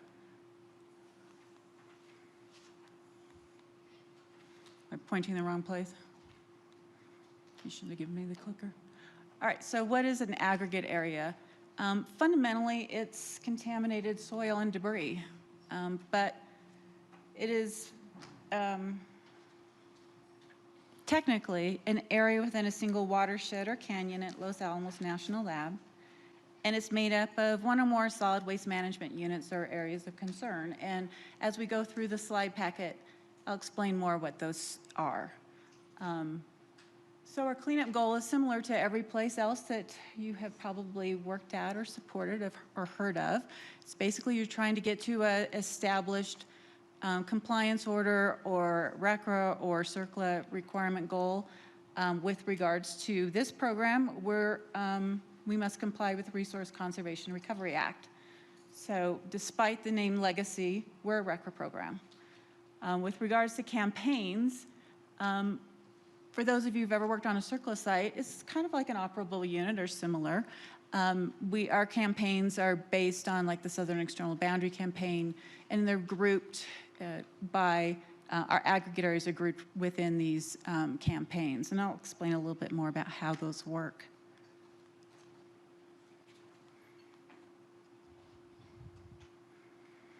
Like I mentioned, each aggregate area is within a single watershed or campaign. It's comprised of a SHMU or an AOC. And fundamentally, it includes environmental media that's affected or potentially affected by releases. So if, for example, there was a PCB spill, that's contained in one of our SHMUs or AOCs. Under the consent order, we have a pocket size. That's our governing document with regards to compliance with the New Mexico Environmental Department.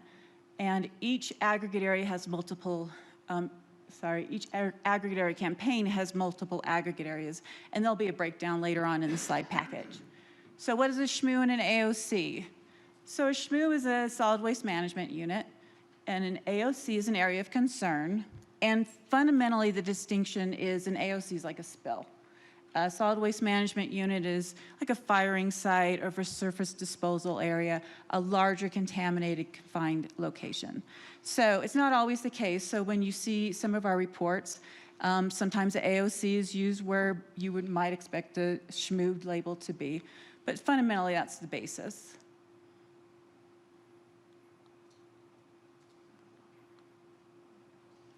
Sorry, hold on.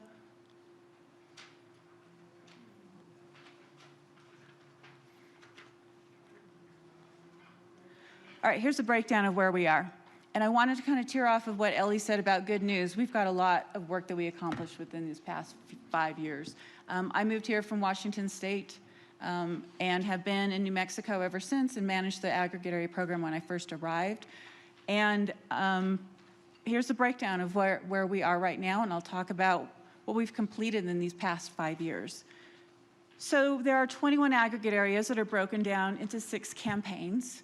The first one's Historical Properties Campaign. There are 4 aggregate areas within that, and I'll discuss what the Phase 2 and the Phase 3 and so forth mean, so you have more information about why that's labeled that way. We also have the Southern External Boundary Campaign, Sandia Watershed, Pajarito, TA21, which some of you have probably heard of already, and then the Upper Water Watershed Campaign.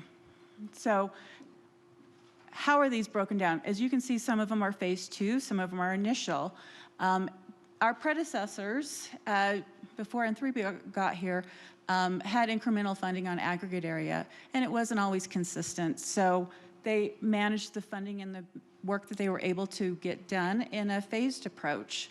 So they would do an initial investigation, and we have some also, where you would lay down and collect samples on all the SHMUs and AOCs within that particular aggregate area. And then as you get data and evaluate it, then you would reduce that, and that would go into a Phase 2. And the Phase 2 would include information, comments that you receive from NNMCAB during the investigation report and so forth.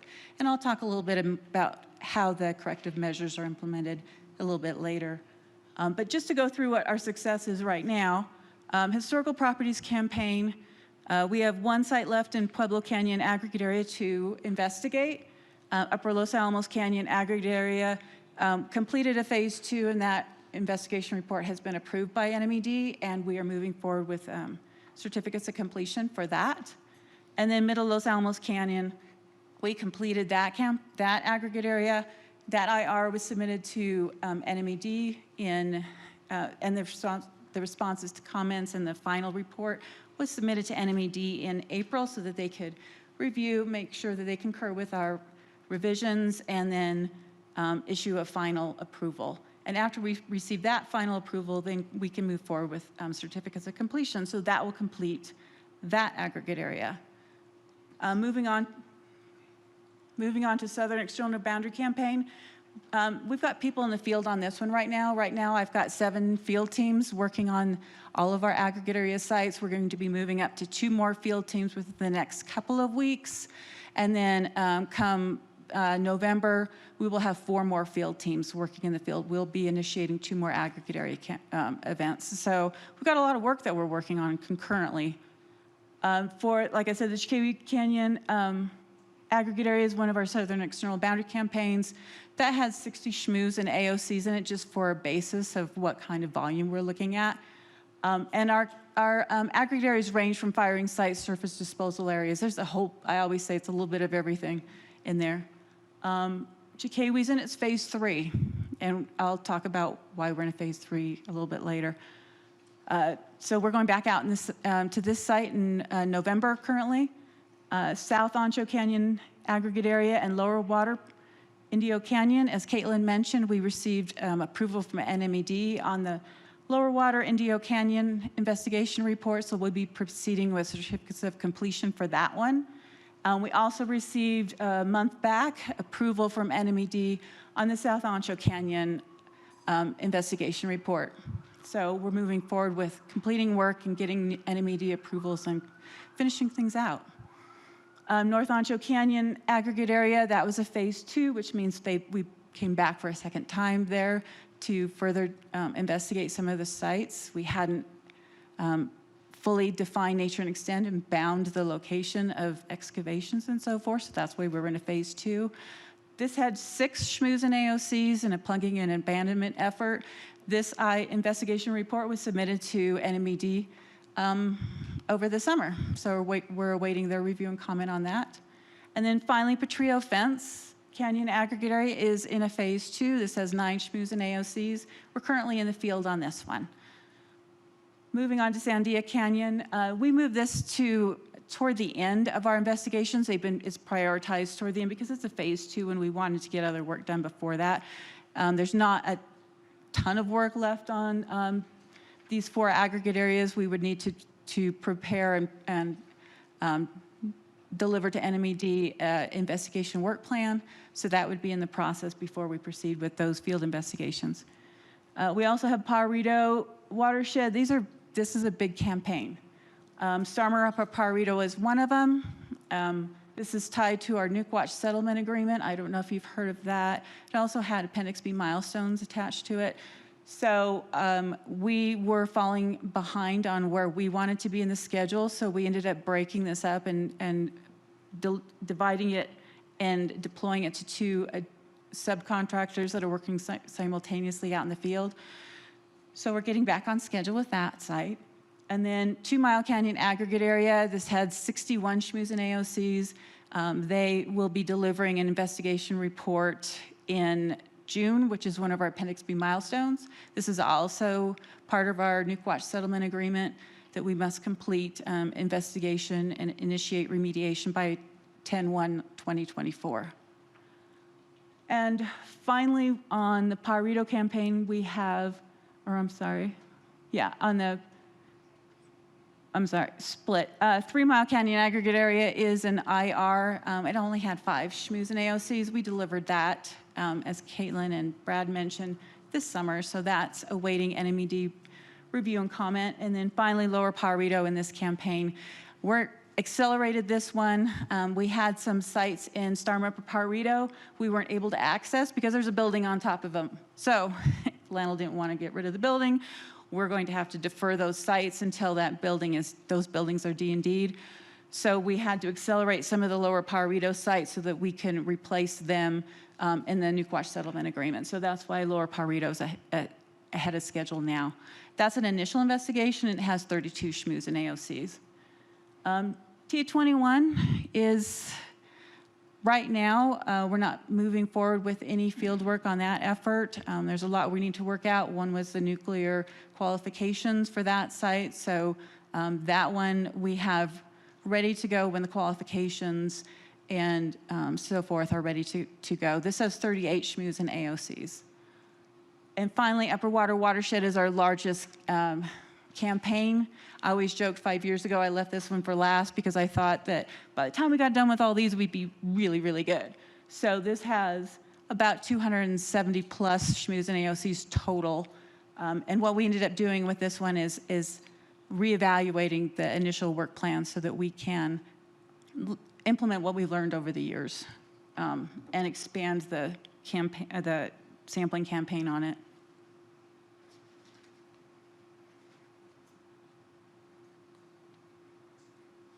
This basically says what I just mentioned.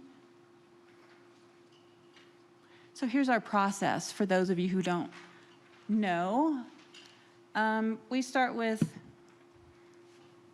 this is a summary of our record corrective actions. And it's basically what most environmental programs have. You have to start with a work plan. What do you want to do? What do you know about the site? What processes were done?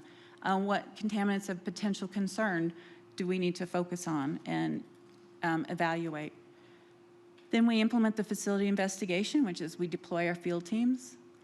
And then finally, after we get all of our data and evaluate it, we prepare a facility investigation report and provide that to NMED. There are other steps that this is a very streamlined approach. And then after we receive NMED's review and approval, we talk through the comments, we address whatever comments that they have that we are in consensus with. Then we issue certificates of completion for NMED approval. And then we're done with that site.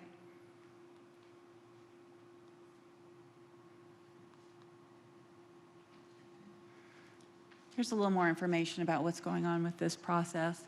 So when we got here, the investigation work plans a lot of them had been prepared in 2010, and there's been a lot that's happened in the past, years. So we need to reevaluate those. We talked about cracking them open. And although they were approved by NMED, we discussed with Neelam and her team that we would like to enhance the sampling scheme that was in these and add depths and so forth. And we call them field implementation plans. They're not formalized plans with NMED, and they were happy to add more samples. So more information is better. It gave us opportunity to make sure that we were out there once and not remobilizing. So we are moving away from the phased approach and trying to do a one and done.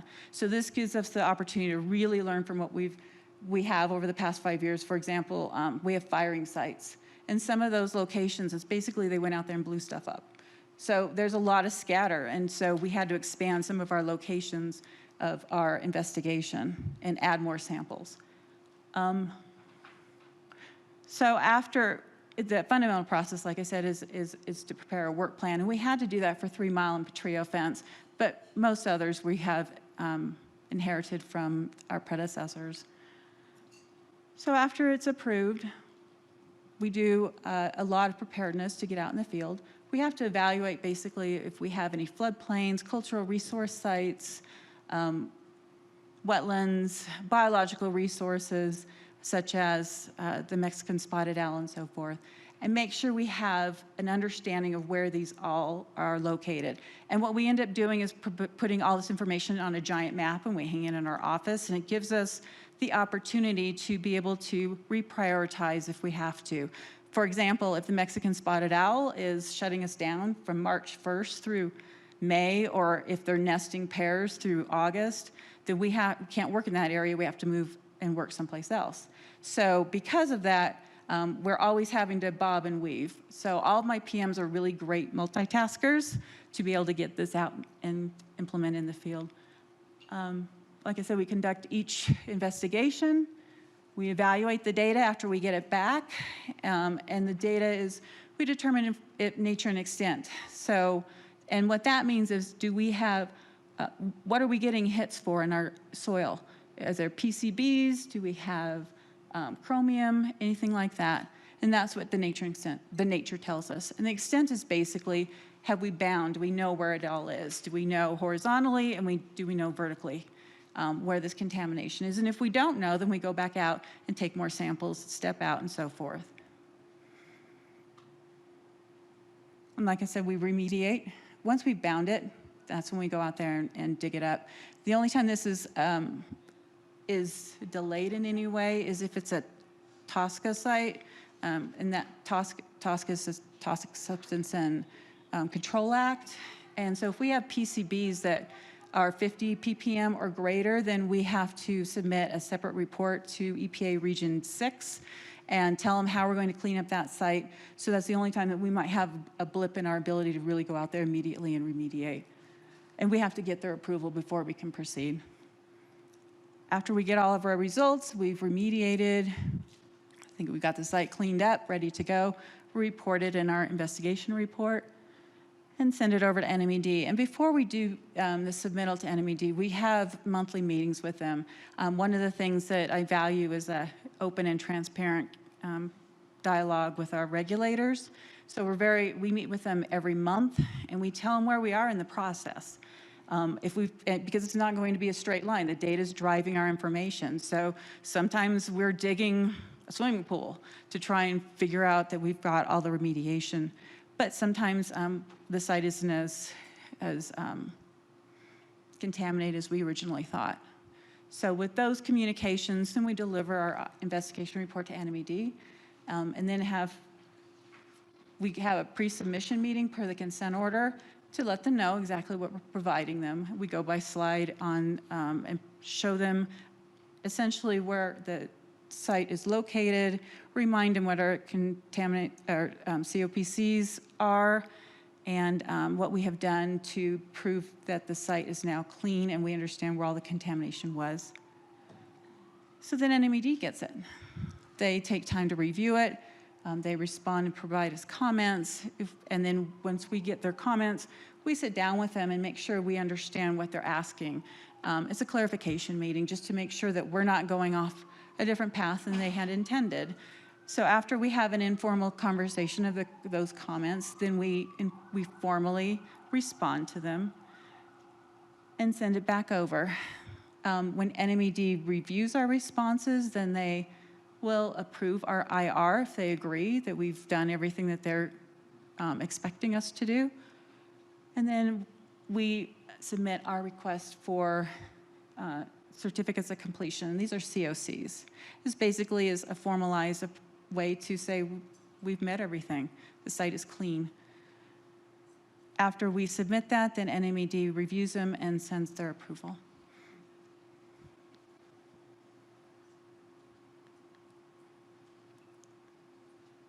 Okay, sorry about that.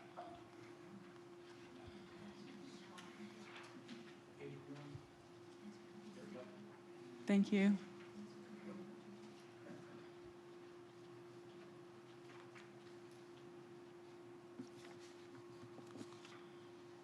I can't get 9 to go, sorry. All right, so what are our challenges? Because it's not like, it looks like a Zamboni could go out there and take samples, but there's really not the case. There's a lot of terrain.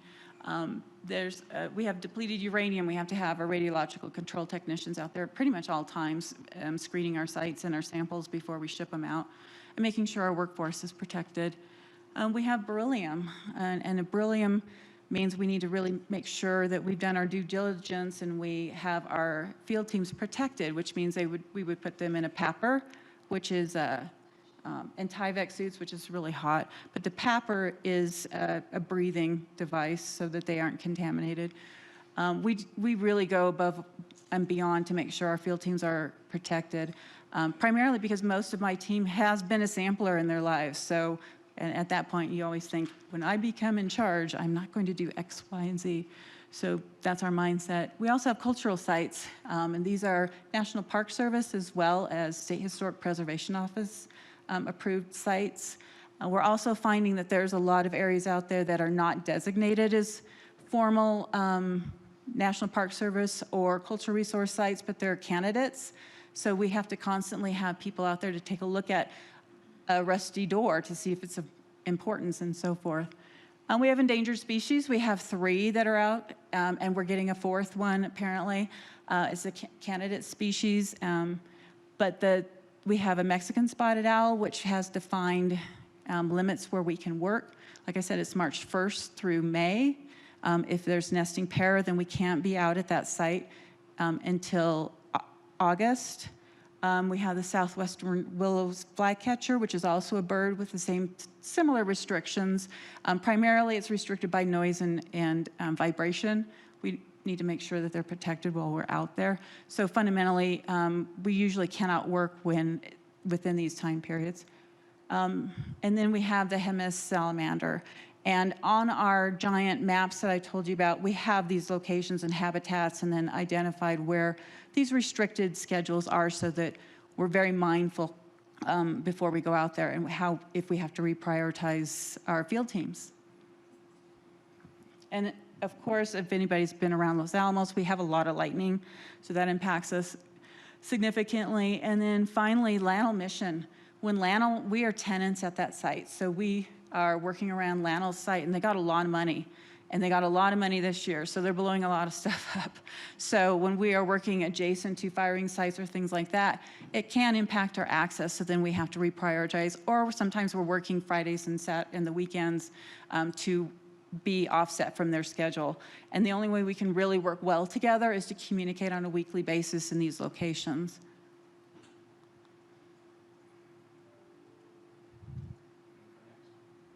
Thank you. So this is 2 Mile Canyon aggregate area. This is a site that I think Kara Hendrick went out with my project manager not too long ago. And the next 2 slides will tell you a little bit about how we are doing our periodic our sampling and additional sampling. So for examples of legacy sites, like I mentioned before, we have firing sites, some areas that are spills. We have material disposal areas in the aggregate area program also, but we call them the not scary ones. They're basically a bunching of 5 SHMUs or AOCs that are within a location. We have one in Chicago in particular that's called MDAE, and that has underground chambers where they had done some explosive tests, and they're bound by a fence and controlled and things like that. So it's not the MDAHs and MDACs that you have been presented. It's a much not a scary site. We also have drain lines and outfalls, stack emissions, settling pits. Like I said, we have a little bit of something for everybody out there.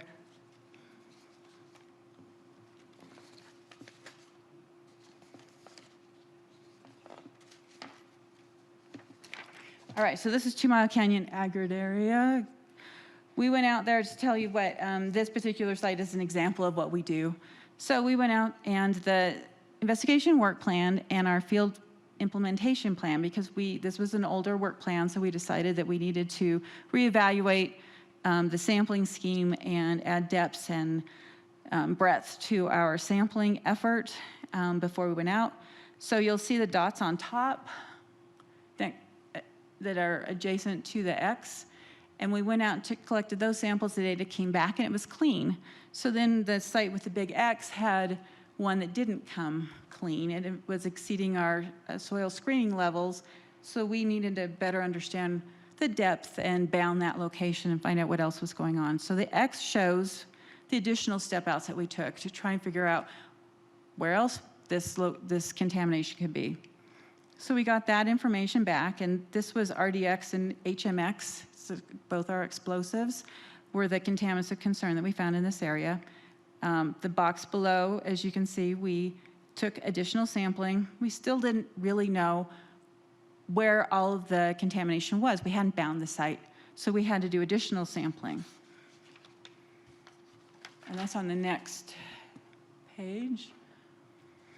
So we basically blasted and gridded for additional samples so that we really could understand what the source was and that we knew where the contamination was.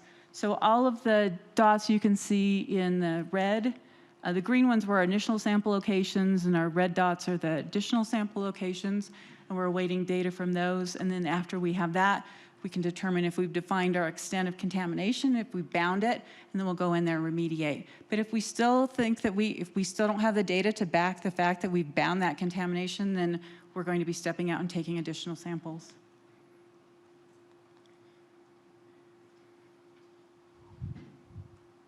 Thank you. So Southern External Boundary Campaign, this is a snapshot of work that we've completed so far.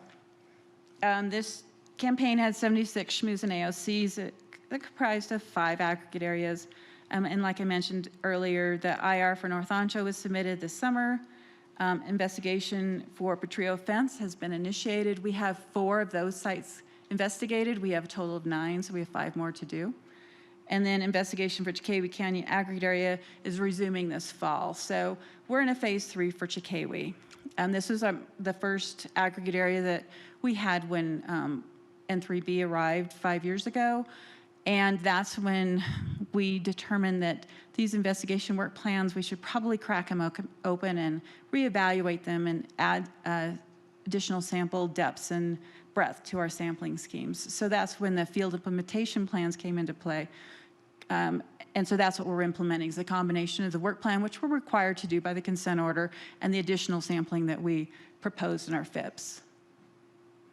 And this site is resuming this fall. We have 18 SHMUs and AOCs, and we've got 4 wells to drill. And when we do wells, it's not like R76 down to China. We're going down 200 feet below ground surface.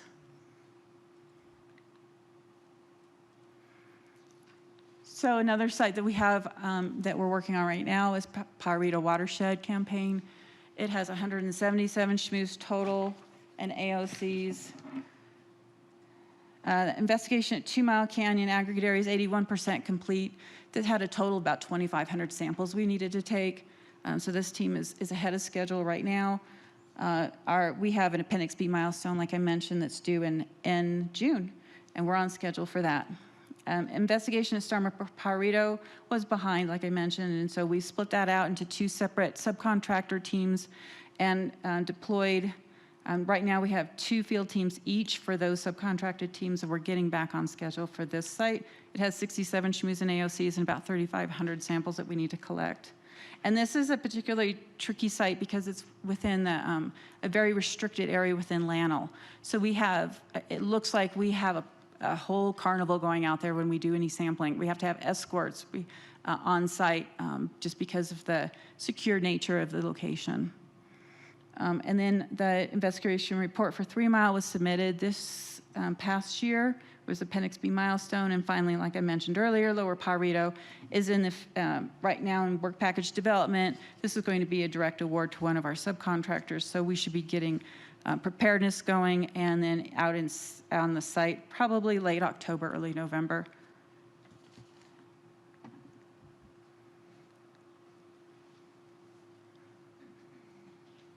This is what we have on deck.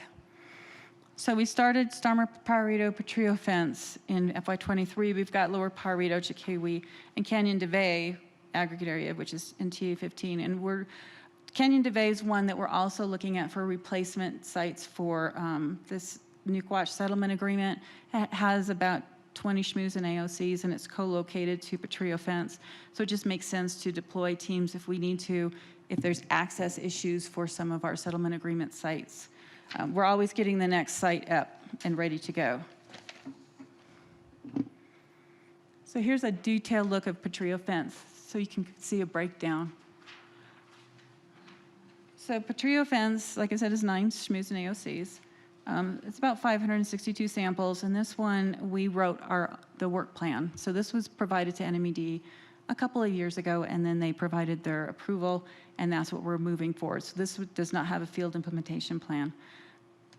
So we're doing, it's a phase 2 effort, which means that Lannel had been out there before.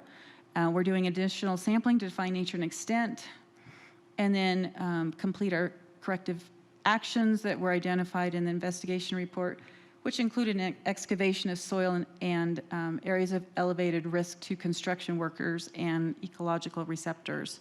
So this one has an area that has not a posted beryllium site, but we have data that suggests that we should protect our workers.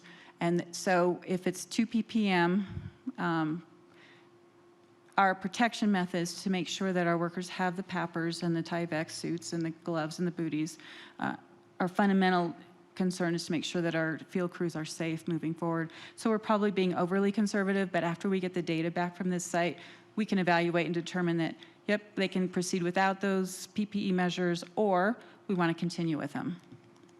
So this takes longer because it's hot in those Tyvek suits, so it's going to be hotter it takes longer for the field crews to actually collect samples in that situation. We try not to schedule these things in summer, as you can imagine. We've investigated 4 SHMUs and AOCs. We're in the process of evaluating the data right now. And one of the things that we do is we have a technical team as part of the aggregate area. And as soon as they get our data, along with our subcontractor, they prepare these data action summary reports. And they're kind of like a mini investigation report. And it's a summary of what the site description was or is, a site map, what we were supposed to do in the work plan, if there were any changes in location. Sometimes you have to move a sample location because there's a utility there. So we note any deviations so we can make sure we're keeping track of those. We identify the contaminants of potential concern to make sure that we've got everything we said we were going to get and analyze for. And then we start preparing maps just to see where our contamination is and determine if we've determined a vertical or horizontal extent. And at the very end, we have a recommendation. And sometimes the recommendation is we've got to go back out. We need to step out and take more samples. And sometimes it is you've met risk, you have met SSLs or SALs, we're good. So, and this is something that we present to a variety of subject matter experts and our client for the concurrence before we move away from that particular SHMU or AOC. So that's how we stay on the field. And so while the data action summary reports are being evaluated, we move on to this next SHMU and AOC and collect that information. Our goal is to stay out in the field and be as productive as possible while our technical teams are evaluating our data so that we can move forward and make good decisions. So the challenge with the Petrillo fence in particular is the site adjacent to us is a firing site, and they got a lot of money. So there's a lot of times that this site in particular is shut down.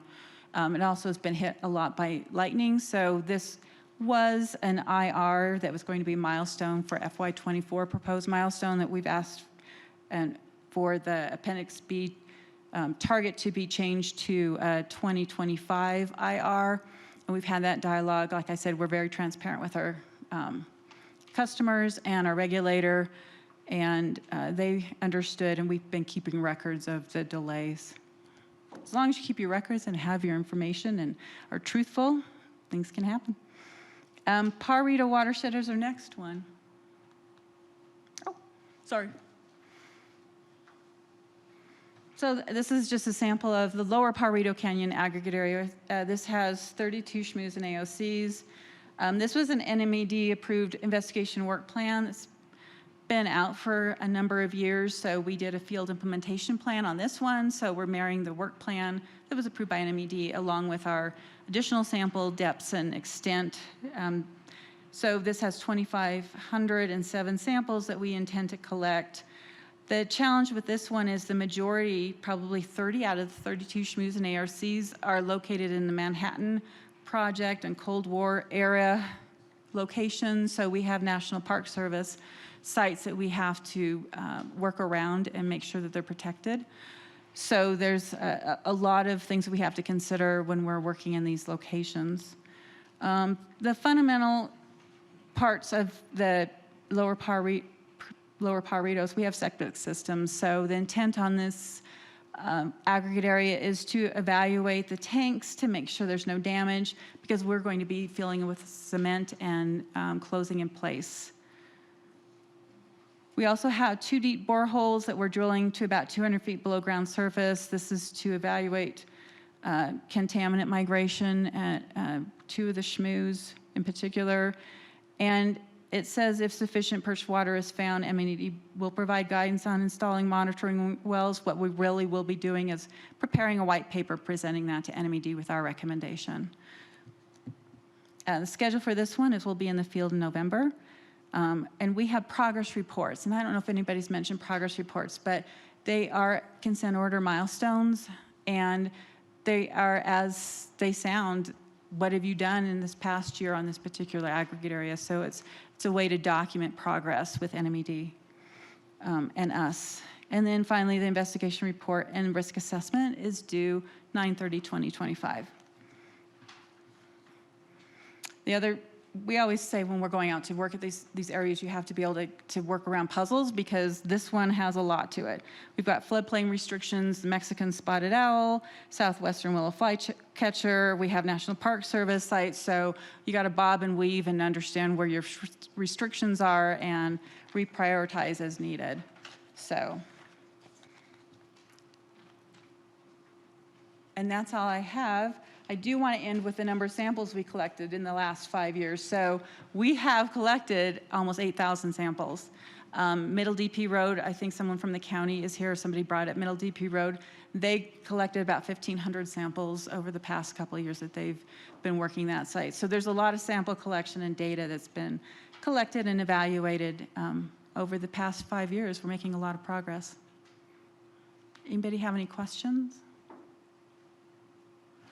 Thank you, Brenda. I appreciate it. Mark? Thank you, Madam Chair. Brenda, I had a question regarding some of these reports. We have been wanting to see, and we wondered if it might exist in your world, because you talked about showing progress and status. If there is a chart, perhaps, of some sort that shows when you started, when you think you'll finish, how much you spent, and what was done. Does such a chart exist? I'm sorry, can you go over that? You want to know when it started, When how is much the- spent? Yes, when the estimated completion date is and what was done in between. Well, we keep that internally because we have to manage our projects. I don't know how we would formally provide that information, but all of my PMs have that. When you discuss with the Environment Department, do you share any of that with them? We don't go into the dollars. They don't ask, and the dollars are never discussed in those meetings. But we do go through our schedule and our progress. And we also, for the settlement agreement, we keep a bar chart of what sites have been initiated and completed, and remediation initiated, remediation completed. So we have a lot of information like that. If something like that could be shared with the CAB, we've been asking for that for 5 or 6 years now. Thank you. Okay. Thank you, Mark. Thank you, Brenda. Roger, please. Yeah, thanks for the presentation, Beverly. And some of my questions relate to the aggregate areas that you're cleaning up. If beryllium is a concern in those areas, is that similar to asbestos issue where there's particulates that could be stirred up in the dust and then inhaled? Is that the contamination concern? Sue will correct me because she doesn't like when I use that as an example, but we manage it, the hazard is similar to an asbestos hazard. And that's why we have them in a PAPR so they're protected, our workers are protected, and booties and so forth, for that very reason, so we don't stir it up. Yeah, so my other question related to beryllium is that something that oxidizes and causes contaminants to go into the soil? I can't answer that, but I can find out and get back to you. Okay. Well, 'cause our fundamental concern is we're trying to keep it from being airborne and inhaled. So in these conditions, for Petrio, that's fundamentally what we're doing. Well, because my other question is related to, I mean, I noticed on one of the pages that you presented, the talk about concerns with plutonium. Now, I don't know what, I mean, other than it being radioactive, and is some of that concern plutonium leaching into, let's say, the groundwater supply? Our goal for aggregate areas is to keep it out of the water. So if we are finding contamination of any kind, plutonium or whatever, our intent is to determine where it is, bound the location, and focus at remediation. We work really closely with the water program, and they have a lot of individual permit sites out there that are collecting samples. So if they have a high hit on anything, for example, they had something on PCBs at one of our locations, and they were exceedingly high on their in their IP sites for PCBs. And so we reprioritize that particular location to evaluate and see if we could find the source of that and remove it. Because we work, like I said, we work really closely with them. Our job is to try and keep the contamination in the soil from getting into the water table and then expanding. So I don't know if that's answering your question. Well, so along those same lines, a lot of areas that I'm familiar with, there's been explosive testing. And instead of using plutonium, they're using items like depleted uranium, which causes a large amount of debris, I would consider, over a large area that might be pieces or particles of depleted uranium. And I know that cleanup has got to be probably pretty extensive, but part of my question related to the depleted uranium, is that something that oxidizes and leaches into the groundwater, or is it? I can find out. All I know is if we have depleted uranium on the surface, our job is to remove it, to keep it from going into the groundwater. That's fundamentally what we're trying to do. Yeah, and some of my understanding during times that I was involved with laboratory operations was there was concerns of pieces of depleted uranium being embedded in the trees in the area around the firing sites. But I don't know how easily it is to monitor that kind of stuff. I know they wouldn't sell wood from those firing site areas because there's a potential that they have depleted uranium embedded in the brush and the weeds. So those were just a couple of things that, the other question I had was on slide number 17, when it talks about perched water, what is perched water? So that's, it's basically the saturated area that's so you could have a saturated area and then like I want to say tough or something like that. And then you have additional saturated underneath that. So it's the area above like a shelf or something within a location. So our goal is for these is to bound location of contamination. We aren't drilling to the 700 feet BGS or things like that, like R76 and so forth. And fundamentally, we don't want it to be a pathway of migration of the surface. Fundamentally, all the stuff is usually in the surface or down to 6 feet or 10 feet below ground surface that we're looking at in the aggregate area program. So we don't go below like a 200 usually foot radius or depth. Well, those are just some thoughts that I had on the presentation that, you know, may need a little more explanation or information about how those contaminants are affecting our environment. Okay. Thank you, Beverly. Thank you, Roger. Thank you, Madam Chair. Thank you, Roger. Anne, please. Thank you, Madam Chair. Thank you, Brenda, for the presentation. I just missed what you said about the TA21 campaign, that it was, and the note on here says under a separate program, and I just didn't quite catch that. And then you didn't go into more detail about it like you did the other campaign, so I just wanted to understand that a little more. Thanks. Yeah, that's a good question. So under N3B's contract, TA21 is identified as an aggregate area under C11 of our contract. So it's what we are required to do contractually is the sampling and removal of buried waste lines. And like I said, there are 38 SHMUs and AOCs.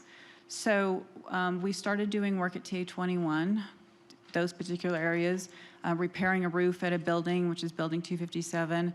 And while we were gathering information and learning more about that area, we determined that we needed to put additional cautionary measures before we could put our workers back in those locations.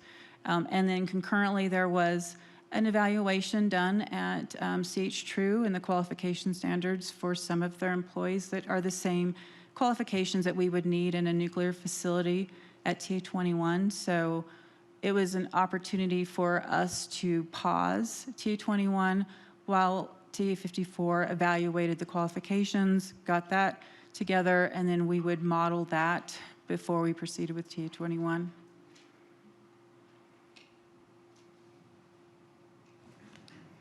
Okay, thank you, Ann. Let's see, next, Joseph?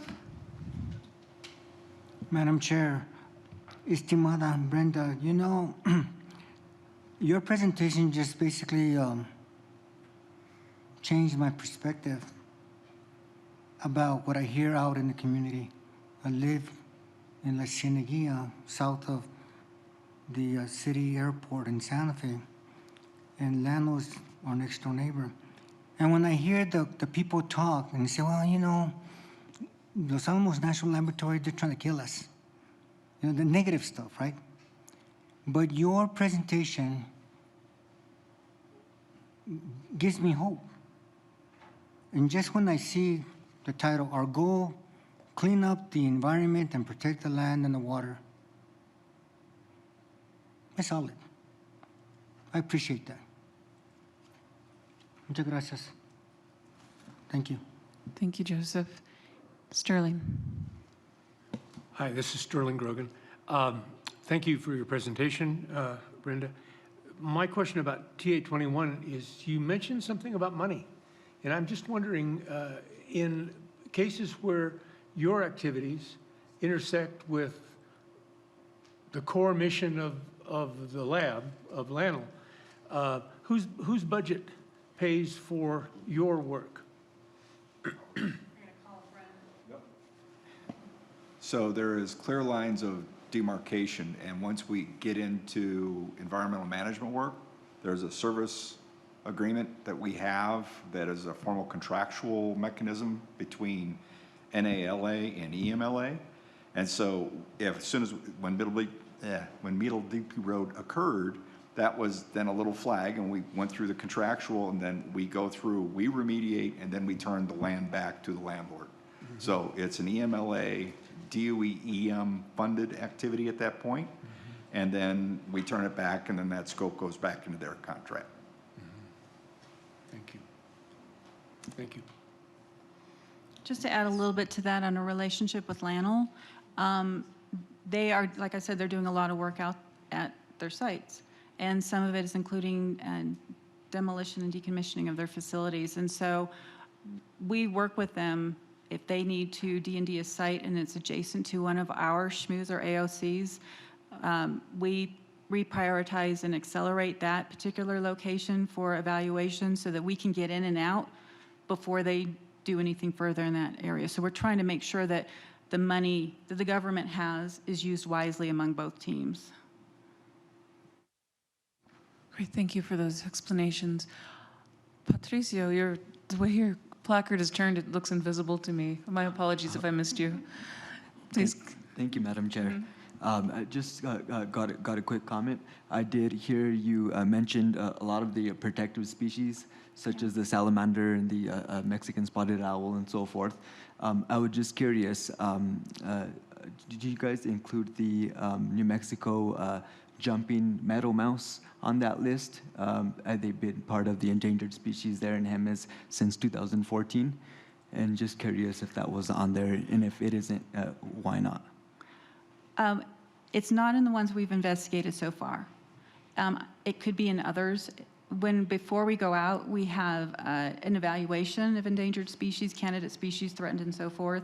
And if it's on that list, then it's flagged, and then the restrictions are put in place before we can proceed. So I'm not going to say we don't have it. We just haven't had it on any of our locations so far. So Great, thank you. And also, I did hear you mention the acronym PPM quite a bit throughout your presentation. For those of us that haven't done science research, do you mind letting the crowd know what PPM is?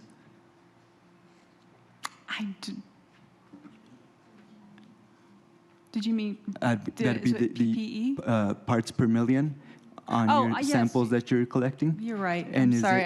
Is it per 1,000 pounds or is it per tons? So parts per million is usually micrograms per milliliter is what we're looking at. Great. Sorry, No, you threw no me with my own acronym. Thank you for that clarification. That's all I got. Thank you for the presentation. Thank you. Thank you. Yeah, we do fall into our acronyms, and sometimes it's easier to say them than like I stumbled earlier on the radioactive hazardous materials committee, which I just butchered now. My apologies to our state legislature, RHMC. So here we, for future reference, especially to our new DDFOs, we do try to, we do ask that we introduce the acronym before we jump into it, because we do have a lot of people who may or may not be technical. But I appreciate you, your response to Patricio. And Patricio, thank you. And next we have Stephen. Thank you, Madam Chair. Quick question, Brenda. Thank you for the presentation. On the map, there's a spot designated S site. What is that? So S-Site has 2 SHMUs and AOCs, and it's just the name of the site. It's nothing amazing. So, so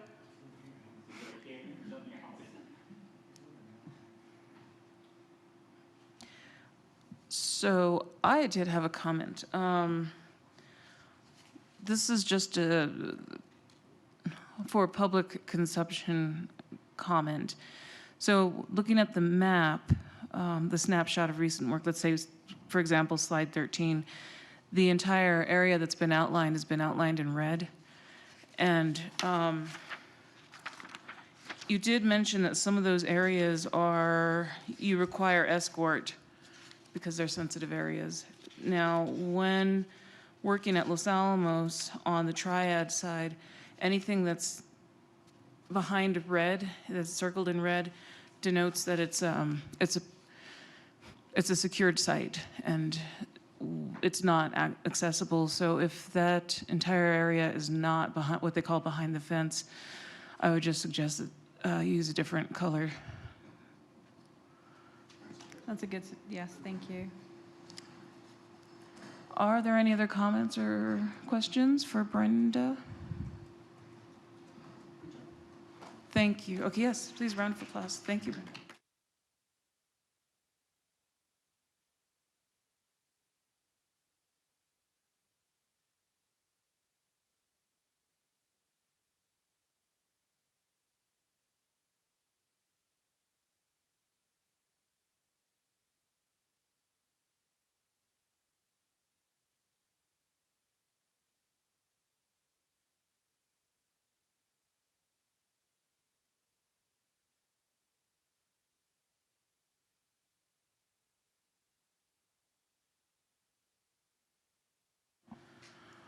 Okay, thank you.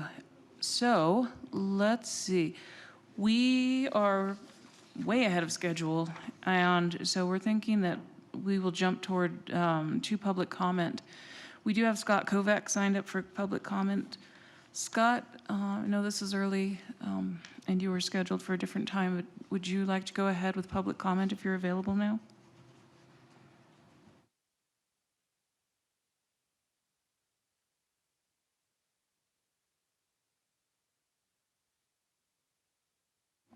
And while we wait, are there any other people who would like to sign up for public comment? If so, please raise your hand online, or you can contact Denise or Bridget.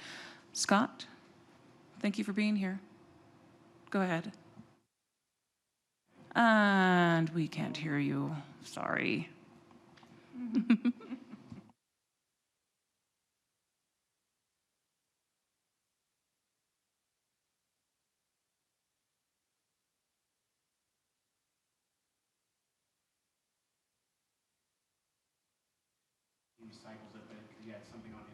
Okay. There's a request for you to mute and then unmute again because it may be. Or make sure within his settings that his input device is set to the correct. Or check your audio settings. And also maybe your physical settings. As I've said before, I have 3 mute buttons. one on the computer, one on my microphone, and then the one on WebEx. Ooh, test works.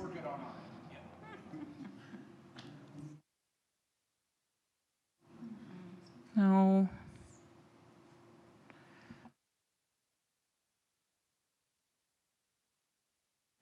You can also email your comments to Manise, And I'll send them out to the board, and they will be sent out to the board, and we'll put it in the record. and then we can put it in the record. Well, as soon as you, yeah, if it comes on, then we'll definitely like to hear from you. I don't s- Thank you, see Scott. what he's saying.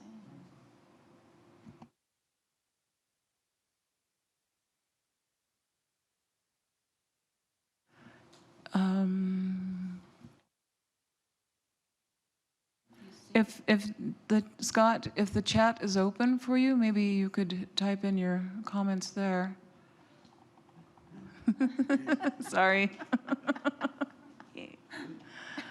In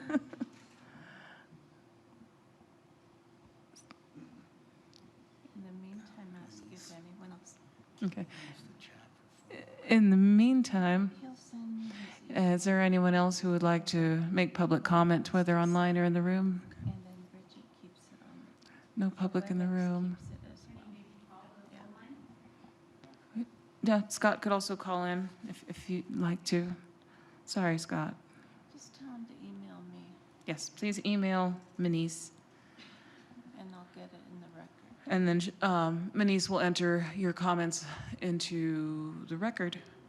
And So- share them with the board. And again, she'll share them with the board, so that's one way. Is there anyone else? There's no one else that I've seen or who has approached us about public comment. Do you want to just go ahead? Go in. Okay. All right. Well, hopefully we'll be able to hear from Scott. Let us know as soon as you're available. In the meantime, since we are far ahead, we have time for our members, extra time for our members, if you have any items for the CAB, or let us know how the meeting is run, if there's anything that you'd like to request for the future presentations or from the CAB, or, oh, I'm sorry, Joseph, did you have Patricia? Oh, no.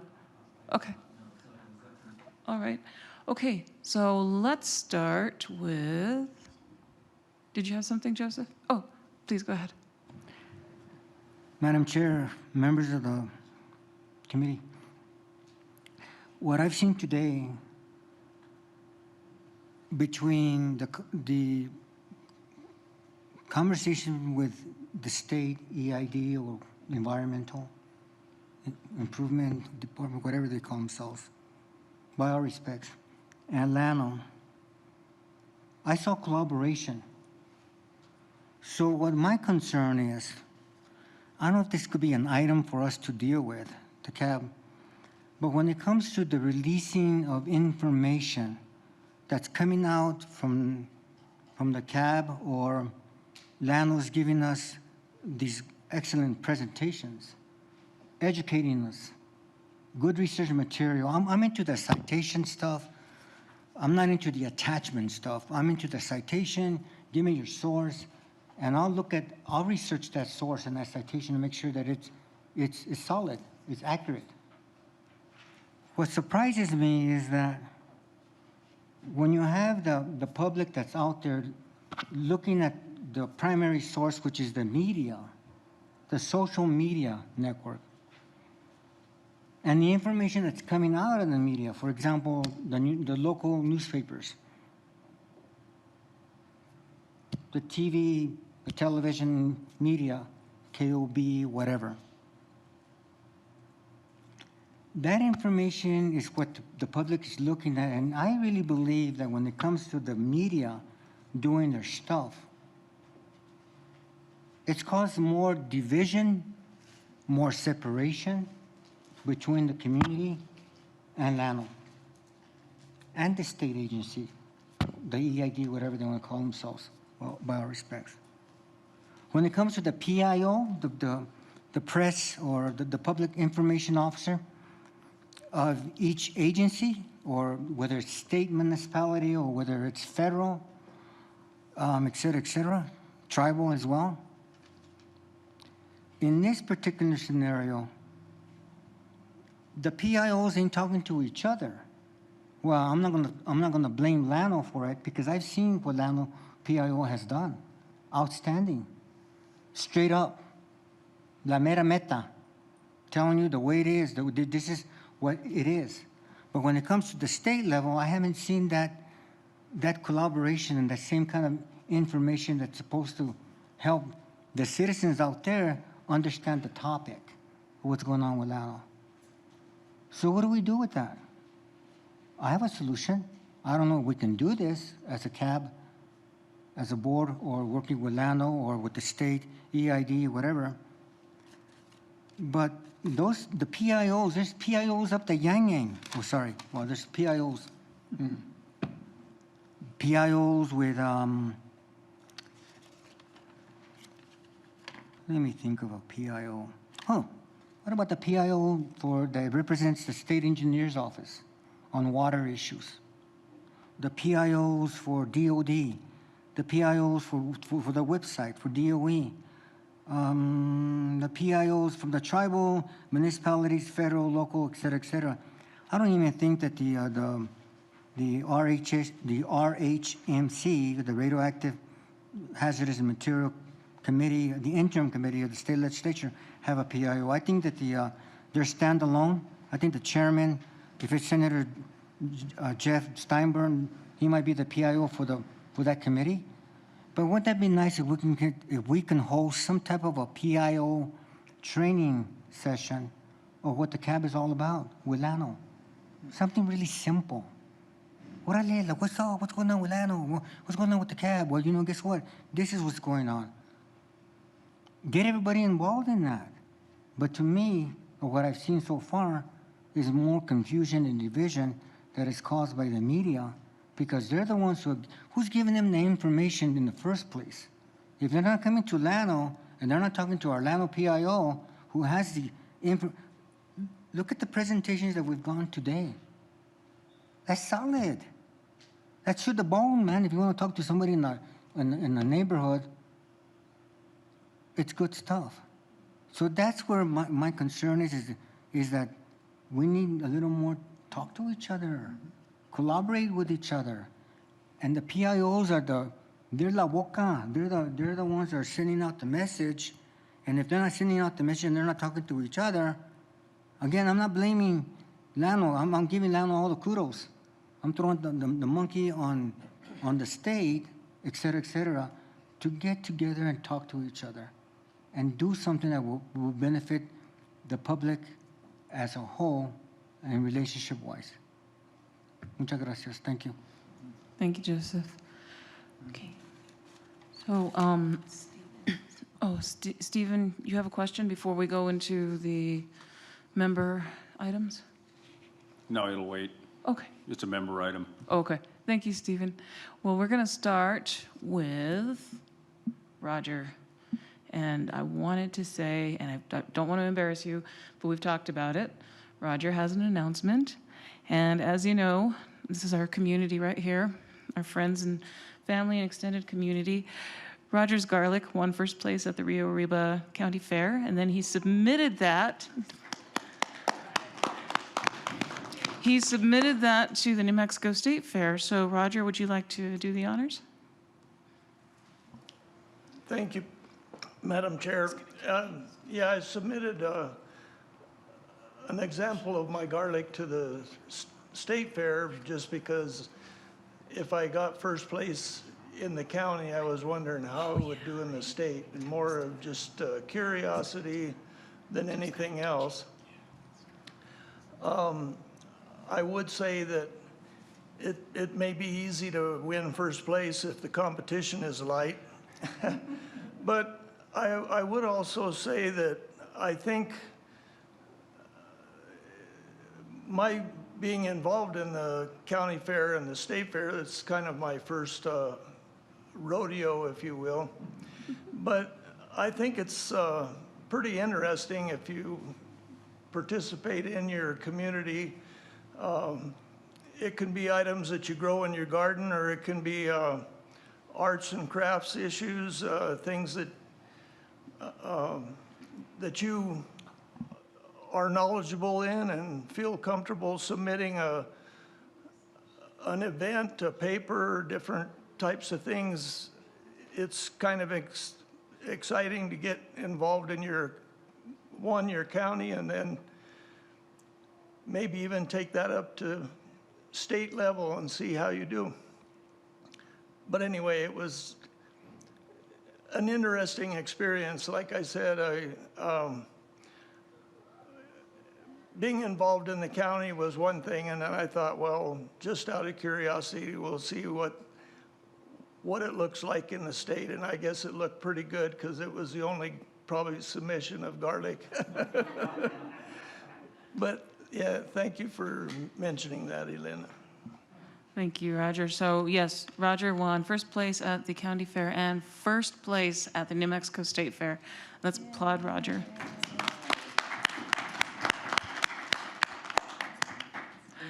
We get free samples?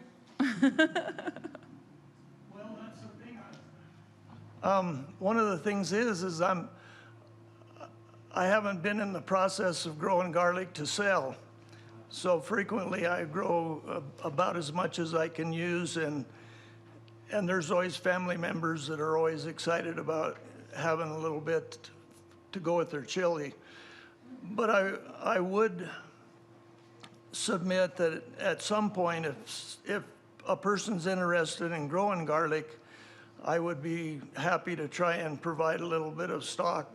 That maybe that would create some more competition at the state level. And I got to take a peek at some of Roger's photos of that garlic, and they're pretty impressive. So he's got a whole bunch of them. Pretty good. Very cool. Great job. Thank you, Roger. Excellent. Anne, please proceed. Nothing from me, just another plugging away. So thanks. Okay, thank you.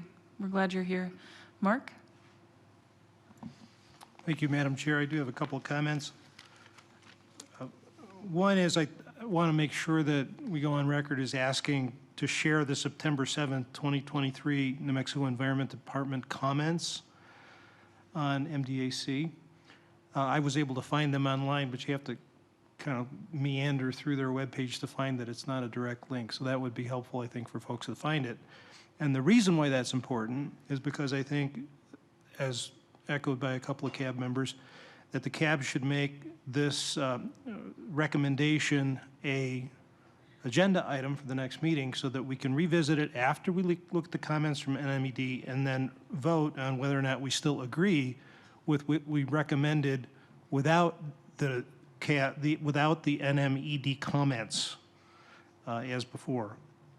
And then lastly, I was looking at the CAB July 19th minutes, and they've changed. Rather than the 2 pages that was given to EMLA's report and the 2 pages in the minutes for N3B, the entire recommendation section was about 12 lines. It referenced a YouTube citation, but that wasn't really a link that worked if you typed it in. It only worked if it was a hyperlink, which we don't have here today and we can't access. I think the words are more important, because this goes into the Federal Register, and rather than a link that disappears, the words are more important. I would rather see the words. I don't mind having a citation to something that goes into etherware after another month, but I think the words are important, so I'd like to see that going forward. The other thing I thought this meeting was going to enlighten me on is more about what the work plan's expectations were.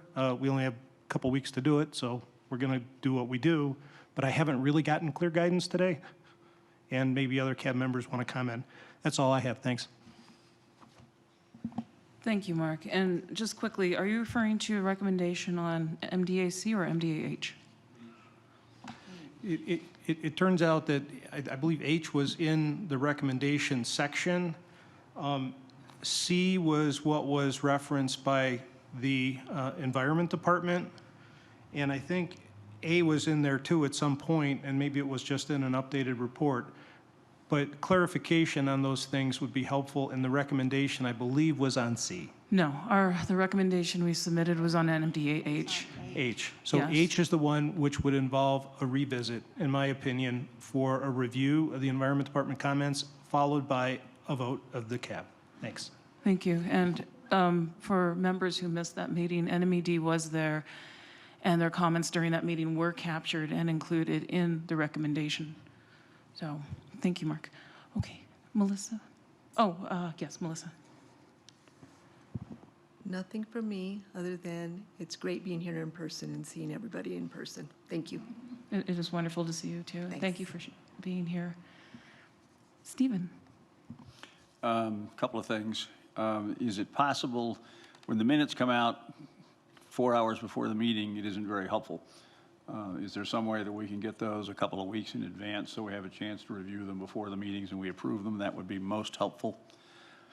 So that would be one request/suggestion. The second one is, when we have presentations like we have had today, is it possible to get those in advance so that we could review them as well and be prepared to ask questions from the people who are here when the experts are here? That would be most useful. With respect to MDAH, do you want a motion? Thank you, Stephen.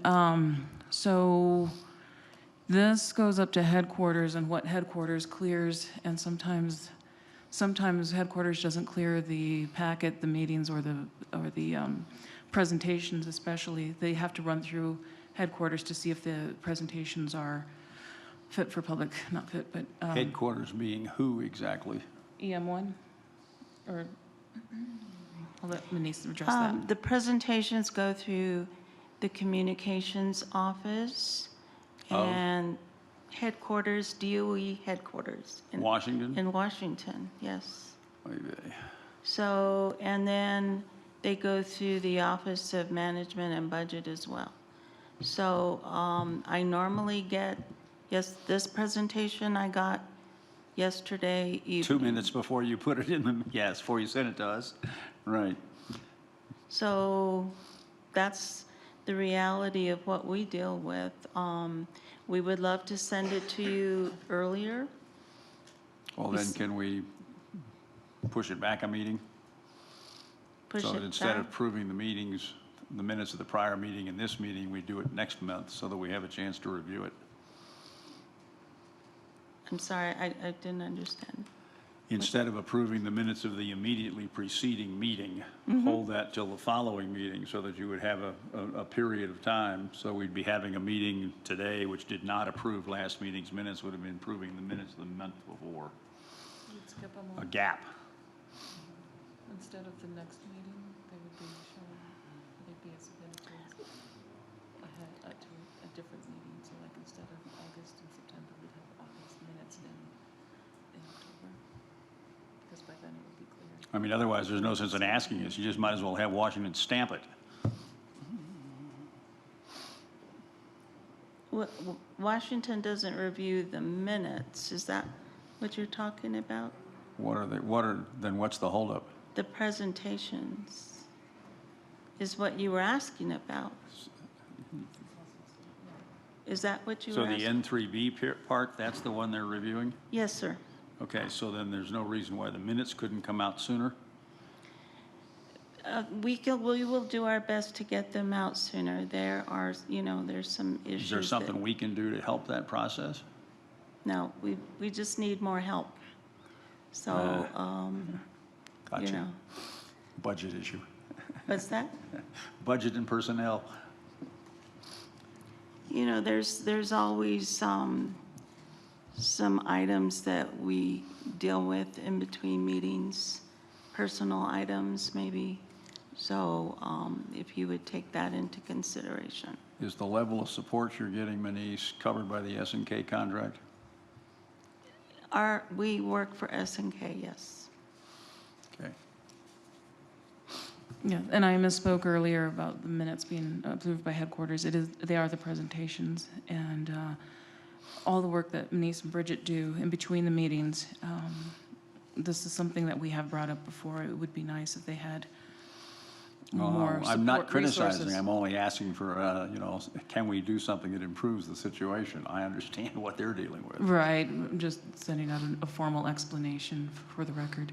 So it would be nice if we had more resources for them, because we want them, they're excellent. We also want them to make sure that they're well cared for and they have what they need to continue in that excellence. So that's Agreed. something we can think about. So thank you, Stephen. Appreciate that. Sterling?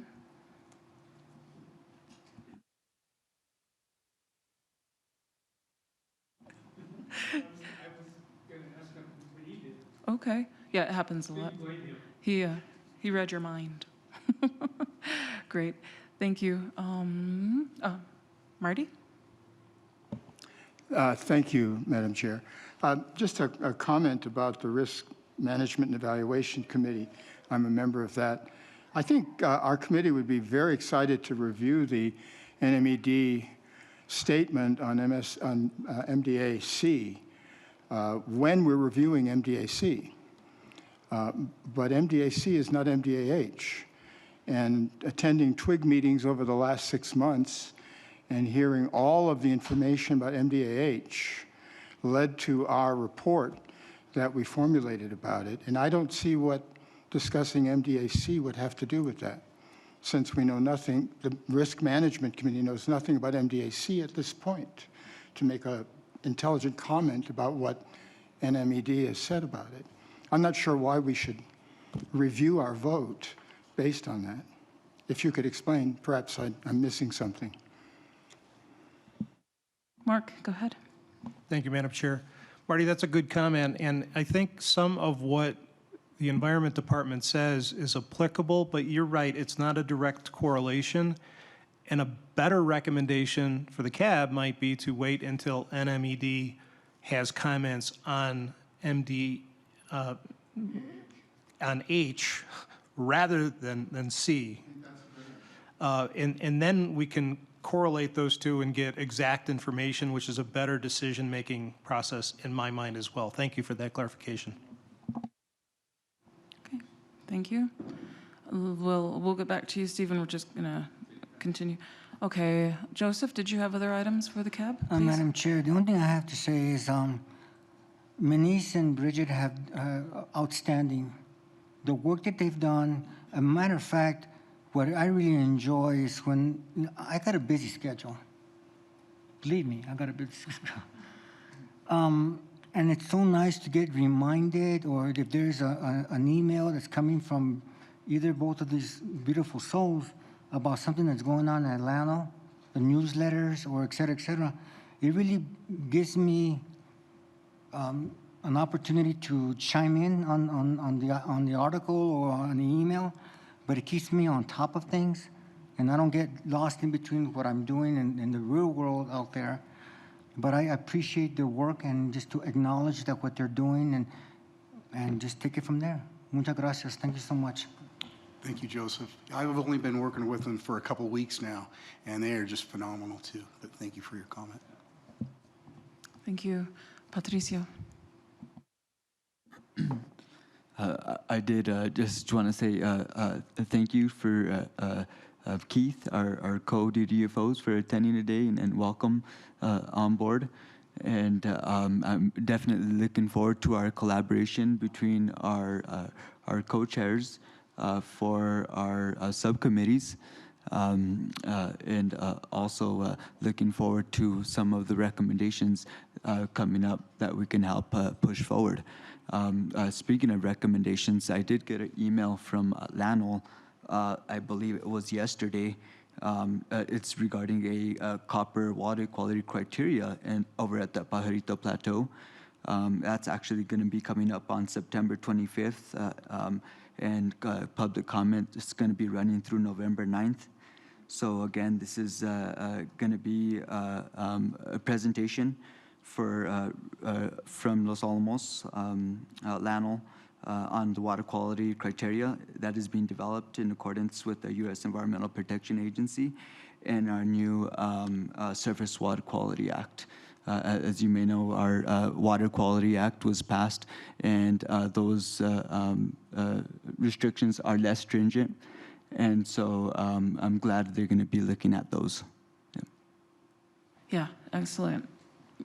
Patricio, yeah, hopefully the state will have more authority over our own waters soon, and we don't have primacy when it comes to surface water. Yeah, so it would be nice to have that, and then we can be more protective and caring of our waters, which we have, which we do. But then we would also have the regulatory authority to go ahead with certain aspects of that. So as Joseph would probably say, la querencia. Thank you. Let's move online. Jamie, do you have, and Lieutenant Governor, do you have any comments you'd like to make about the meeting or the CAB in general, or presentations you'd like to see in the future? No, nothing from me at this time. Thank you all for everything that you have done. Thank you, and we're glad you were here today. Let's see, Manny? I have no comments. Thank you. Okay, thank you, Manny. And Beverly?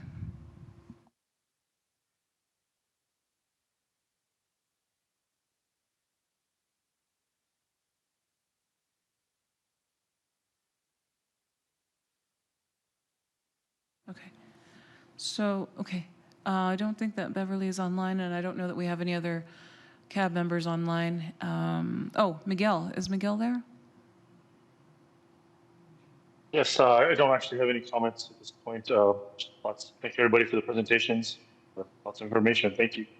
Thanks, Miguel. Following up on Patricio's comment, the Copper Water Quality Criteria meeting is September 26th.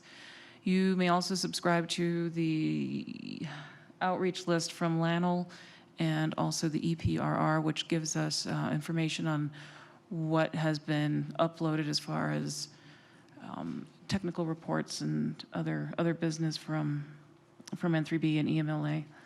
And I think that's important because you'll have access to all those presentations. And for those of you who haven't joined, it would be good if you could join the technical working group, which is held on the first Wednesdays of every month. That gives you supplemental information if you have that time.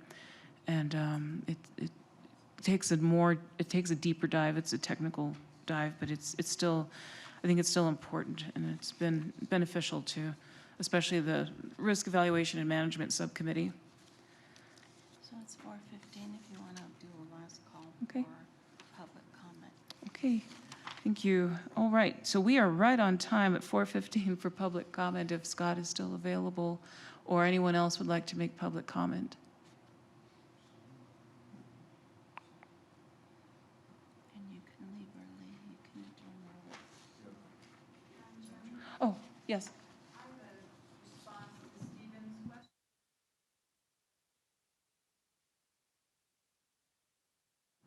Sawmill site? Oh, very good. A site. I thought it was more exciting than that. Yeah, we were thinking spectacular.